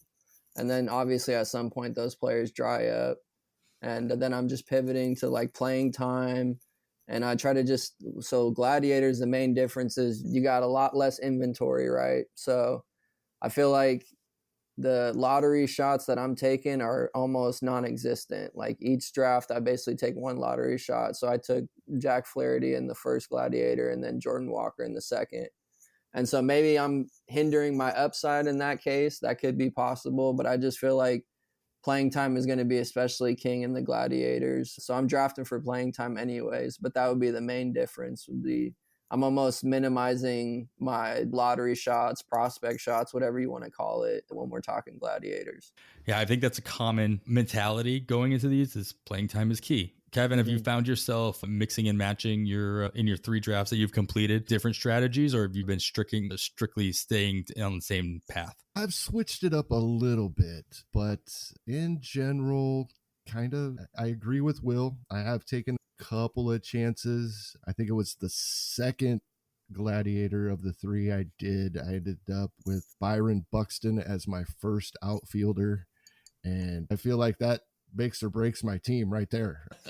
He tends to do that. It may not, and when I say makes or breaks, him staying healthy may not mean the rest of the team is any good, but whether or not Byron Buxton stays healthy for a good portion of the season is really going to, when he's my outfielder 1, that's going to have a lot going on here. I think, you know, what's interesting, I was just thinking this as you and Will are talking, and it's pretty obvious, but I hadn't thought of it in this way. We think of 50-round draft and holds as contests of attrition. At the end of the season, we don't always have full lineups. We're using less than half that many players to play the exact same format. That's just insane. It really well there, Kevin. That is insane. But it's so much fun. Be spooky. So much fun. And I think that goes into it, part of my strategy, right? Realizing that everybody is going to lose players. I think that's why I haven't jumped on the closers early train. I think we're going to lose players. We're going to lose hitters from our lineup. I think whoever wins the overall in this Gladiator, I don't think it's going to be someone that went 2 closers early for sure, and maybe not even 1 closer early. How dare you, Kevin? Because, so just for example, looking at my last Gladiator draft board, and Edwin Diaz was the first closer off the board in the first round. That player then took Daniel Bard in the 6th round. I have Vladimir Guerrero Jr. and Vinny Pasquantino in those rounds.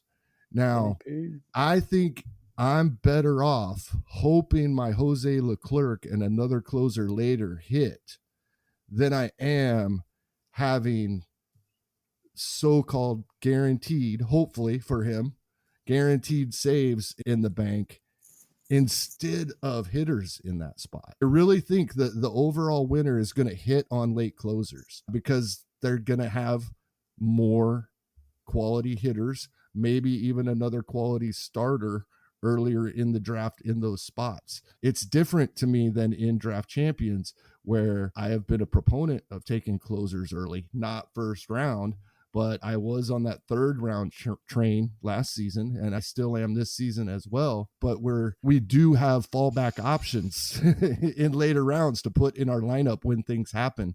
I think I'm more concerned with quality hitting and then trying to hit on pitching starters and closers later. Yeah, I've been starting to, and I haven't really done it. I haven't gone deep enough into it, but like what you're saying, like you're pairing off those picks, right? Where I could have this closer and this hitter, or I could have this hitter and this closer, like later on, and starting to compare which one would I rather end up having. I find myself, I have hit on the closers early train on, I think, at least 2 out of the 3 drafts that I've done. It ends up pushing all of my starters way down. And like this one I just did, I think Nick Lodolo is my SP1, and it puts me in a more of a vicarious situation where I'm a little bit more worried about my rotation, for obvious reasons. And would I be better off grabbing an ace in the 2nd round or the 3rd round because they are getting pushed down because hitters are going higher, instead of getting that closer in the 2nd or 3rd round and anchoring that rotation in that way, pitching is so volatile throughout the season. As you said, Kevin, we're all going to lose players. It seems as though it doesn't really matter which direction you go. You're always going to feel hurt somewhere at some point. And it's going to be interesting to see who puts the pieces together the right way. And we won't know until September.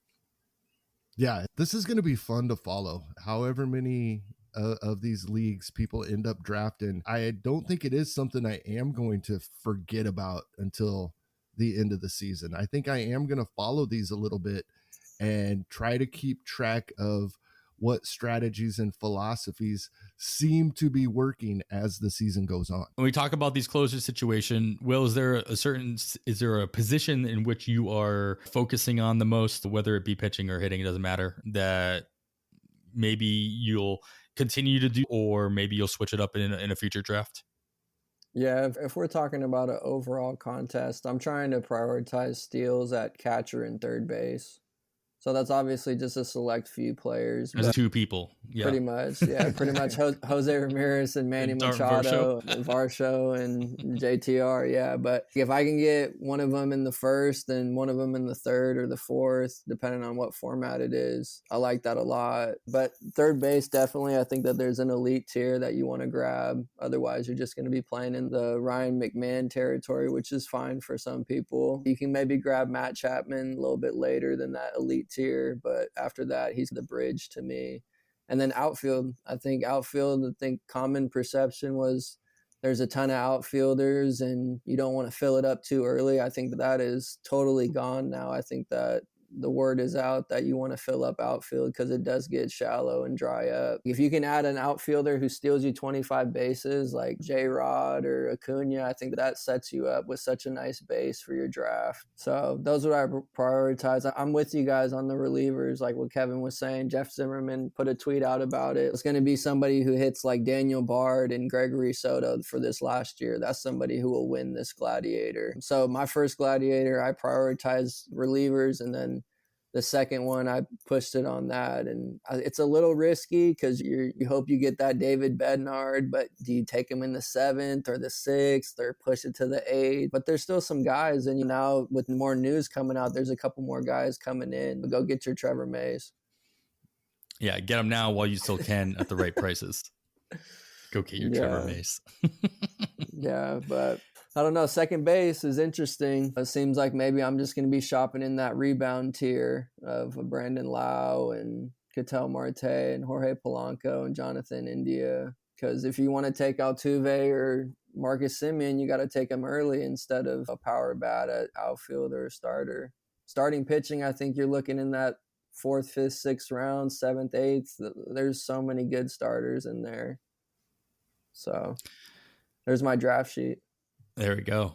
Make a recording of that, guys. All right, we're here to talk about ADP too. So let's shoot down a little bit. I gave you guys a list of 10 players that are going earlier in Gladiators compared to draft champions. As I mentioned earlier, between November 15th and December 14th, so in that 30-day period, there have been 11 completed DCs and 50 completed Gladiators. That number might be up by the time you're listening to this episode, but still just about 5 times as many Gladiators. And of course, the player pool not as deep in these Gladiators, so take that with a grain of salt there. But you could still at least talk about the first 23 rounds and compare. 10 guys that are going earlier in Gladiators include Adam Wainwright, Aroldis Chapman, Jimmy Herget, Noah Syndergaard, we talked about earlier, Elias Diaz, Andrew Painter, Max Kepler, Christian Betancourt, Craig Kimbrell, and Jose Trevino. So obviously a lot of relievers in this batch. And on the other side of things, there's the top 10 players that have the biggest difference in ADP. They're going later in Gladiators rather than in DCs, include Shea Langoliers. We got Bryce Harper for obvious reasons, Alberto Mondesi probably for obvious reasons, Francisco Alvarez, Luis Urias, Miguel Vargas, Jordan Walker prospect, and Byron Buxton, Matt Mervis, and Edward Cabrera.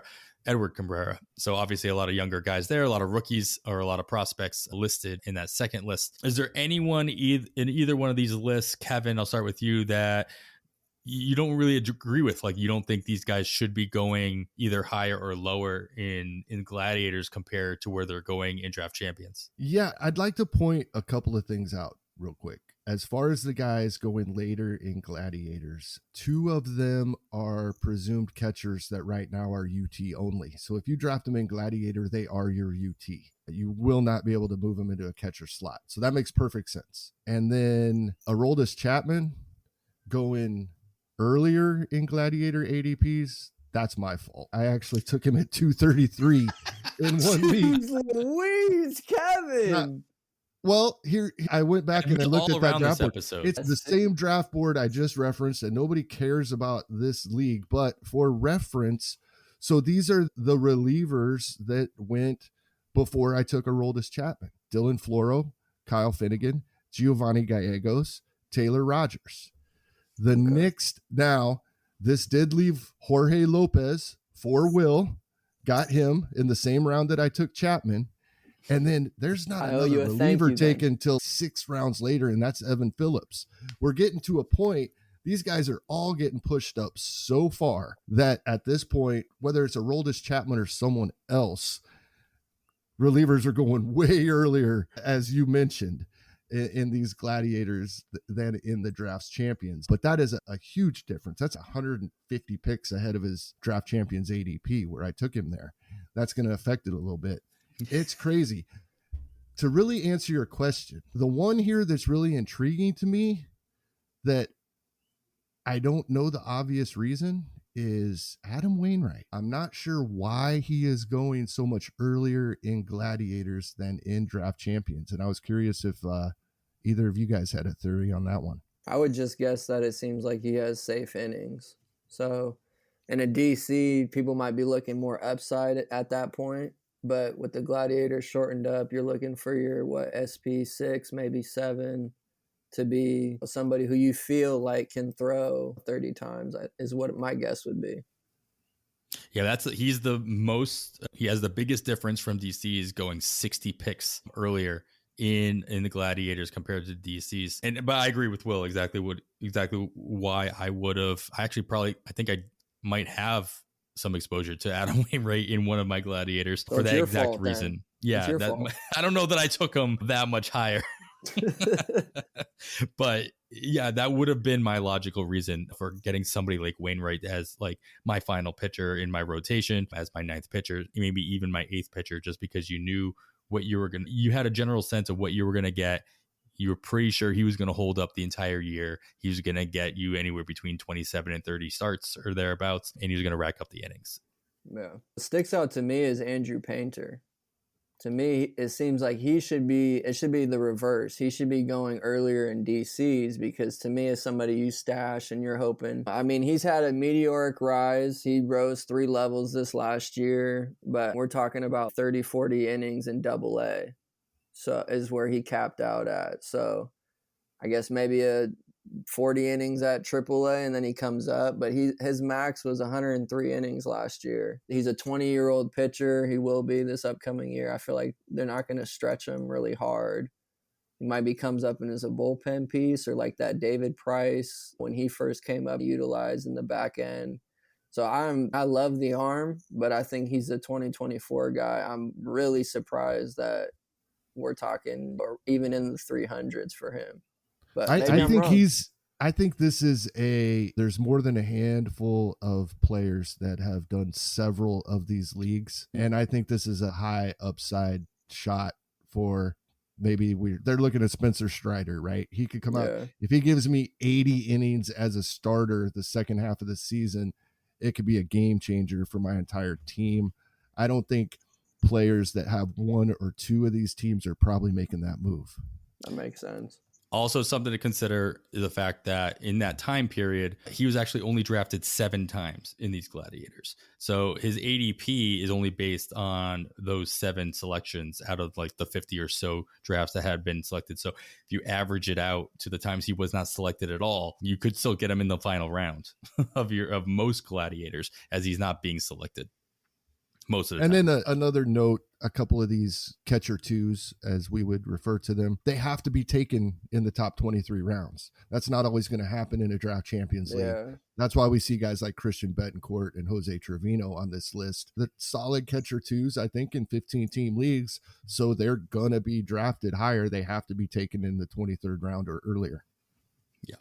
And unless you're grabbing a Varsho and moving him to your outfield, nobody's grabbing more than 2 catchers in this situation. So yeah, another reason to pound the drum and remember to filter your ADPs, or a lot of these things change, as you always filter out your best balls so that you don't mess up your reliever ADPs and multi-positional eligibility guys in the NFEC platform. These gladiators are doing the same thing, specifically with the positions that we just talked about. I guess Strider threw 60 innings in Double-A in 21, so maybe people just, like you said, think that he's just going to follow that path.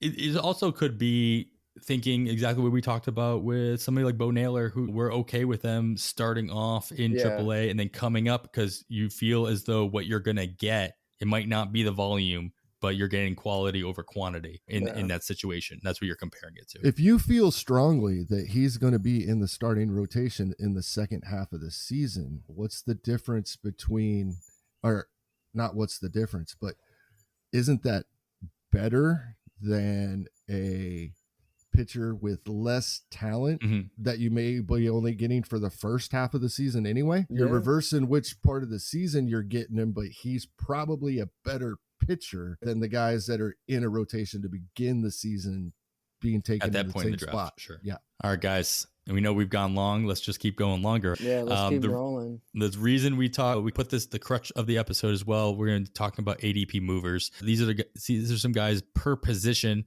that have moved, and I'm going to strictly utilizing ADP from those 11 draft champions that have gone down in the last month or so. I'm going to give you guys a couple of players at each position that have moved either up or down and just get you guys' take on them, and as to if you, again, agree, if you're willing to take the jump in their ADP, or if you're going to let them pass you by if there's too rich for your blood situation, and any other insight that you guys might have on these guys and why they might be moving. So I'm going to start with relievers. As guys sign, I left out a couple of guys for obvious reasons. They've either signed, we know their roles a little bit better, but these 3 guys have still moved around, even though nothing major has changed around them. A couple of guys that have moved up. We have Brandon Hughes. He's moved up almost 4 rounds, starting at 417, now at ADP around 363 in Chicago for the Cubs. Dylan Floro of Miami has moved up just over 3 rounds himself, going from 330 to 285. And then on the flip side, Aroldis Chapman has moved down in DCs. Obviously, Kevin has not drafted him there in that format yet, going from 296 all the way down to 374. That's just over a 3-round jump down as well. So, Will, is there anything that kind of stands out for these 3 guys as far as like how you feel, why they might have been moving around? What has the market been in comparison? Again, sorry, this is ADP compared to from where they were for the first month or plus of draft, so October, early November, compared to where their ADP is now from mid-November to mid-December. Yeah, the guys who are moving up, Brandon Hughes and Dylan Floro, it seems like maybe that's just a product of relievers going off the board, signing other places, and it's seeming like their percentage to close is rising. Neither of those guys are really my cup of tea. If I'm going to take a chance, I'd rather just take a chance on Chapman later. I still taking some bats around that area in a DC just because I feel like bats do really dry up at a certain point. So yeah, I'd go with Chapman at a lower ADP there, and I think he'll probably keep dropping unless he signs somewhere. But you love Brandon Hughes, it sounds like, Adam. I don't know. Maybe I need to look back into him and take another look. It seems I'll just echo your exact sentiment. Like the more relievers that sign elsewhere, granted, Roxburger went with the Cubs. You got that shout out in there earlier, but I think that Hughes has, especially in the late 300s, still has that solid chance of grabbing that job early. So that's why, I've been going after Brandon Hughes in a couple places. Kevin, anybody in there that kind of anything else that you've seen out of these guys than what I think is the pretty obvious comments that Will made regarding their situations? Yeah, I agree with everything both of you guys said. Couple of spots where closers or relievers with the capability to close have not went. So we're getting more confident in the guys that are already there. And with Chapman, the longer he goes without signing, the more likely it becomes maybe he doesn't play baseball in 2023. So or at least I not in the agree with US. everything. Exactly. So I agree with everything you guys said. All right, let's move on to some starters then. We'll stick with pitching. Kyle Gibson, who obviously did sign a contract with Baltimore, he has moved up about 3.5 rounds, still going in the mid 500s, 534. Matthew Boyd signing with Detroit. He moves up from 557 to 490, up 4.5 rounds himself. Sixto Sanchez moves from 488 to 536. He actually moves down just over 3 rounds, as does Tyler Wells. He moves down about 4.5 rounds as well. Nothing really has changed with Sixto and Tyler Wells' situation, except for the fact that Tyler Wells got a new teammate in Kyle Gibson. Kevin, do you think that the jumps that Gibson and Boyd have made based on their signings is warranted? I do. I think with Boyd, it's a place he's comfortable, good pitcher's ballpark. For Gibson, I don't think he could have landed in much of a better spot. That besides the changes made in left field, the Baltimore pitching staff in general was really good last season, or at least vastly improved. And none of these guys were big names. Their biggest names were injured for most of the year. It was Tyler Wells. So I think I love the spot for Kyle Gibson, and I'm more interested now, even if he does take a bit of a bump. He will. He probably already has. And so, yeah, I love this spot for him. Yeah, Boyd, I don't think he probably could have landed in a much better spot because he wasn't going to go into a rotation with a contending team right off the bat. A place he's comfortable, good ballpark, nice spot for him to reestablish his value for hopefully for him another contract later. Will, are you looking at taking advantage of the drops that we're seeing from Sixto or Tyler Wells in these situations, or are you more likely to pay up for the cost increase that we're seeing at a Gibson and Boyd? I was just waiting for Kevin to tell us he's drafted Sixto Sanchez in a couple places. I don't think I have in a couple, but I probably have.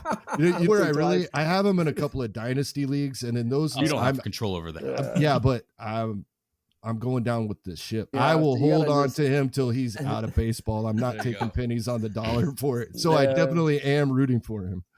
Yeah, no, I'm not buying those dips. I'm definitely with Kevin that I'm interested in Kyle Gibson and Matthew Boyd. I think Gibson, I've been preaching innings and playing time. You look at the innings he's posted last year, 168, year before 182, shortened season 67, year before that 160, year before that 197. So he seems like he can stay healthy. I know pitchers, you're healthy till you're not. So maybe this is the year he breaks, but I hope not because I've already drafted him. So I got him in a couple spots. And Matthew Boyd, they say he went back to an old changeup grip with Seattle, helped him out. And so now second year coming back off that major surgery, I think he could be a decent dart throw too. The innings, I'm definitely favoring Kyle Gibson over Matthew Boyd though. Yeah, all these guys going in a general range now of the high 400s, mid 500s. I feel like I'm like putting up a sign for a new housing development or whatever, starting in the high 300s. But we've got, Gibson at 535 is still the highest one, 534, actually neck and neck now with Sixto Sanchez. They've pretty much flip-flopped or come together at the same ADP with Tyler Wells at 534. They're literally going back-to-back in drafts. Matthew Boyd still leading the pack, though, at 490. I'm pretty sure I'm taking Gibson over the pack as well. The sneaky thing here with Gibson is we don't think of him as a strikeout guy, and he's not. But 150 to 160 strikeouts at that point in a draft is awesome. Doesn't exist. Yeah, that is amazing. And that's what he's done the past 3 or 4 years, including prorating the shortened season. And the way that Baltimore is playing nowadays, like you said, Kevin, couldn't have really come up with a better place. All right, let's move over to some bats. I've got a lot of outfielders here. Don't need to touch on all of them, though. Will, you have plenty of notes, so you might want to, so you don't waste your notes here. No notes are wasted. It's all that goes up in the memory bank. Yeah, there you go. There you go. Yeah. All right, so a couple guys that are moving up and down, kind of alternate between these guys. James Outman goes from 622 to 511, moving up 7.5 rounds. He's our biggest mover here. And then prospect Brennan Davis moving down from 549 to 649, going down 6.5 rounds. Trey Thompson, also in LA, he moves up to 466, about 4 rounds higher than he had been going in earlier drafts. And then Trevor Larnach, this is prior to the Joey Gallo signing that just happened today. He had already been moving down in drafts, going to 520 currently. That's down 3 rounds than what we saw in early drafts.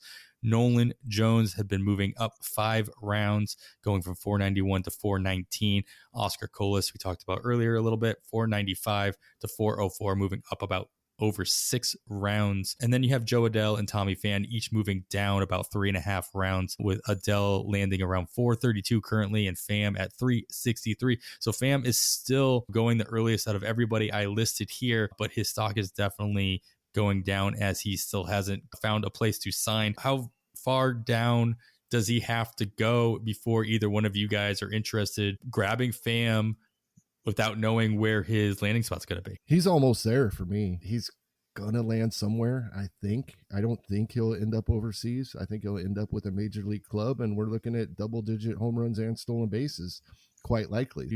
The flip side of that is we can probably get a guy like Michael Taylor a little later who is in that same boat, but we're looking at double-digit home runs, double-digit stolen bases, and not a lot of excitement. Just he's there, but those double digits of both of those categories being there is very valuable at that spot. I think that's a pretty good spot for him.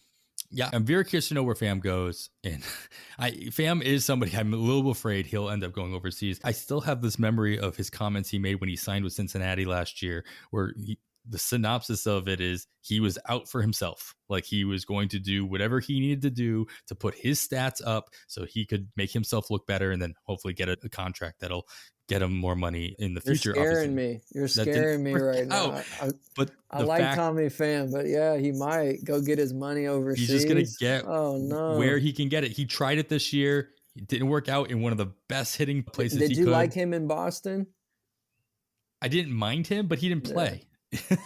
He didn't really do anything. He got hot there, didn't he? Yeah, he had about a week, flashes, 2-week period during the season. Yeah. And so that's the thing. I wonder if he's able to get with the team, there's maybe an outside chance he hits at the top of an order.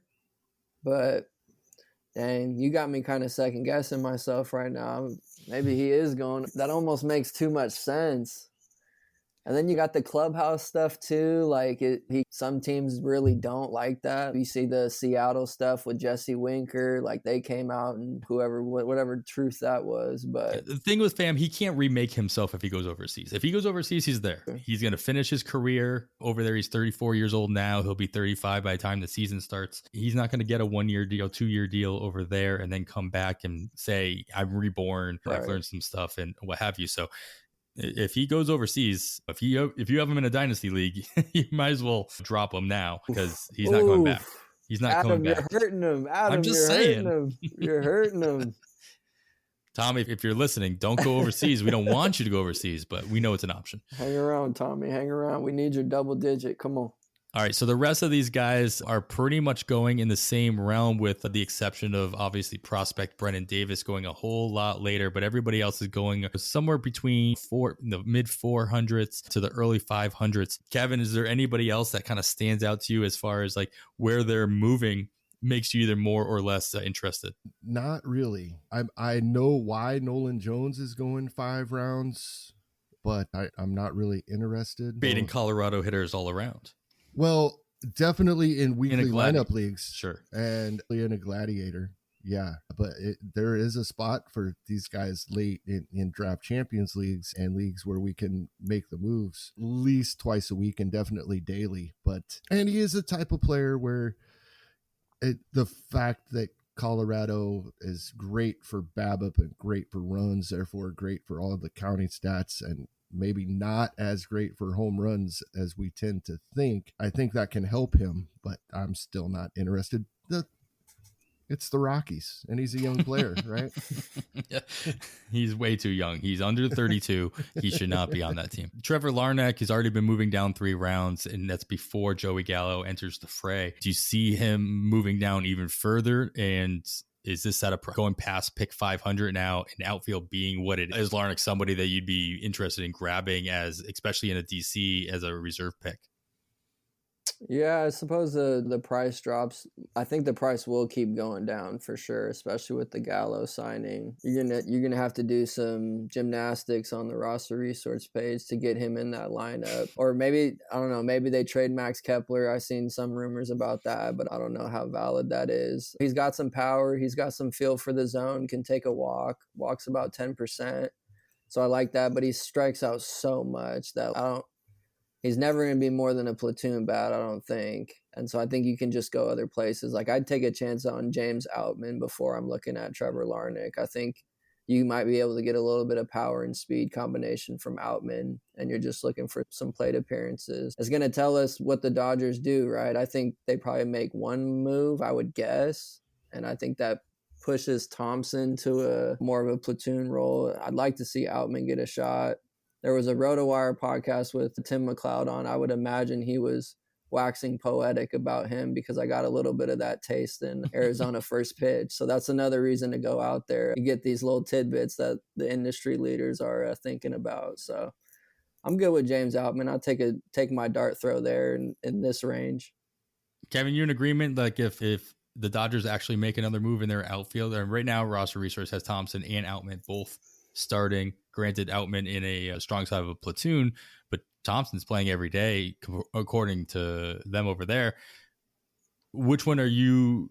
Obviously, Thompson going a little bit higher than Outman. Even they're both getting pushed up. Thompson a little bit more. Which one do you have a little bit more confidence in? I have more confidence in Outman, I think. Remember, Thompson left the Dodgers and then came back, and it was short side of a platoon guy. I don't think they let him leave and then brought him back as a short side platoon guy, and then now all of a sudden they think he's an everyday player. So that's what's interesting for me with Thompson. I like him when he's in there. He's a great DFS guy, but I don't think he's probably got the playing time. I'm more confident in that for Outman, the way things look right now. All right, let's group some corner infielders together for you guys to mull over. Mike Moustakas left for dead in Cincinnati. He is now moving up 3.5 rounds compared to early drafts, going at 593, just shy of 600. Dominic Smith, same thing, moving up 5 rounds. Still doesn't have a home quite yet, in the same vein as Tommy Pham, but he's going up around 624 currently. Yuli Gurriel, who hasn't found a new spot after leaving Houston and getting replaced by Abreu, he's gone down 6.5 rounds compared to early drafts. So he's at 568 currently. And then Miguel Sano, also getting replaced by Joey Gallo to an extent, currently going at 646. That is down 3.5 rounds compared to where we saw him in early drafts in October and early November. Will, is there, between the guys that are moving down again, they don't have set roles anywhere yet, are you looking to take a chance on them if you need a backup corner infielder late in DCs? Man, add like 4 more lates to that. It's dicey right here. So I guess if you want a little bit of batting average, maybe Yuli Gurriel, but it's pretty. If you want the opposite of that, then you go for exactly. If you're doing your Joey Gallo and Miguel Sano build, sprinkle in Sano. I can't do either of them, I don't think. I like it in theory. I could close my eyes and look far away, and maybe you see Miguel Sano and 30 home runs, but the batting average is probably going to kill you. I don't think I can recommend it. I think at this point this is where I'm taking some of those shots. So like a Kyle Manzardo, if I'm looking for first baseman, I'm gonna advise maybe a month or 2 and hope he runs hot and gets called up and then rakes for 3-4 months. On the other side of that, Kevin, we got Moustakas and Dominic Smith moving up 3.5 and 5 rounds respectively. Again, Smith doesn't have a team yet. I think there's been a lot of rumors as far as how many suitors he might have and what roles he could play with them, but still no pen to paper yet. Moustakas obviously has a team, could not find a way to stay on the field through just about the entire season last year. Both going around pick 600. Do you like either one of these guys at these new prices, or do they need to move back down for you to be considering them? Yeah, I think they got to move down. We've been talking about overseas for Dom Smith all off season as a possibility, and when it comes to a point, Will had a perfect note here in the rundown that you could probably do worse than a third baseman, like in a draft and hold league, than Mike Moustakas at this point. The problem is when you need your third baseman, he's going to be on the IL. Exactly. So that's the issue there. So that's the big problem. I'm probably, too many confessions this draft or this episode. I like Miguel Sano at this spot. It's just the power. We know it's there. And the last 3 seasons he played, and we're going to prorate 2020, 30 home runs or more. Last season, he had 71 plate appearances, missed 2 months, came back for 3 games, and was out again for the rest of the season. It was all injuries. He's still a 30 home run bat, much better in OBP leagues, where at least that double-digit walk rate helps. I definitely interested in him in OBP leagues, but this late in a draft champions league, I think there's he's the exact type of player we're worried about going overseas, but I think wherever he ends up, it's going to be it's not going to be the Pirates. I don't think they've already signed 15 corner outfielders this offseason, but a team like that where he'll slide right into the 3 or 4 spot in the lineup and give us 30 home runs, 75 RB. I think that's highly likely of what we see from him if we think the knee is healed. That's fair. I think we found the title of the episode, though. Thank you for that, Kevin. All right, let's move into the middle infield to the closest out here. We got a couple guys. Again, all these guys. I picked these guys not only based on the fact that they were going late in drafts, but I actually picked them based on who's been moving around the most. The biggest differences from the early drafts, late drafts, and they're all draft champions. It just so happens people are not moving around that much in the first 23 to 30 rounds, and all of these are coming in a lot later. As people start looking into doing a little bit more research, doing a little bit more situations, obviously as playing time becomes a little bit clearer as time goes on. So as you hear all these numbers being rattled off as far as what round and what their ADP is, if you notice that they're all in the not only triple digits, but they're all above 350, or that's why. So we got in the middle infield, Jonathan Aranda. He's moved up 4.5 rounds. He's now at currently going around 466. Bryce Terang of Milwaukee, he has gone up about 12 rounds and now it started off at around 635. Now with a little bit more of a opportunity, or at least people are hoping they're going to see an opportunity for him. He's going at 459. Jose Barrero going at 595. He's down 3.5 rounds compared to his early drafts. And then Cesar Hernandez, who is still yet to sign himself, he's gone down 4.5 rounds, currently going down at 690. So, Will, I'm going to have you start with the guys that are moving up. Do you have excitement over these guys that are now pretty much going back to back, with Aranda going from 533 to 466, Terang leapfrogging him up to 459. Do you have faith that Terang is actually going to play enough and be an impact to grab him at this price? Yeah, he seems like he's the projected second baseman right now. So I suppose they could go out and make a move. Maybe they bring in Brandon Drury and move him around. But I do players that are going around this ADP rather than Terang. I like Michael Massey more in Kansas City. I think he got unlucky with his home run total last year. There's only 4. Jeff Zimmerman put out a good tweet. It was highlighting, I think in Cincinnati, it would have been 16 home runs or something like that. Oh, I saw that. That was amazing. So obviously different, but a road hitting streamer, Michael Massey, I like that. So I guess I just don't really know what we're going to get from Terang. It seems like people are excited about him. I know he's a hit tool guy, maybe a little speed, but Jonathan Aranda, I like hit tool wise. He doesn't really have a defensive place, but I would hope the Rays, smart organization like them, they'll find a way to get that bat in the lineup, whether it's probably not second base, but first base or DH, because you got Brandon Lau there. I would think he's going to take up second base as long as his back is healthy. But I think Aranda could be a big batting average boost late in the draft, so that would be my recommendation. He's got time to grow into some power. You might get a handful of steals. I'm grabbing him at this new price at 466. I think there's still some room to grow. You could take him, but you're hoping on the playing time a little bit, so there is that. Kevin, is having the fact that Cesar Hernandez has not signed anywhere, would you be confident he's found a way to sign somewhere where he becomes the starting second baseman over the last 2 or 3 years from his time in Philadelphia, in with Chicago, obviously before that being in Cleveland for quite a while. Do you think he's going to end up signing somewhere where he just finds a place where he can be the starting second baseman and return value, especially at pick 690? I do, but with a little hesitation. I can hear it.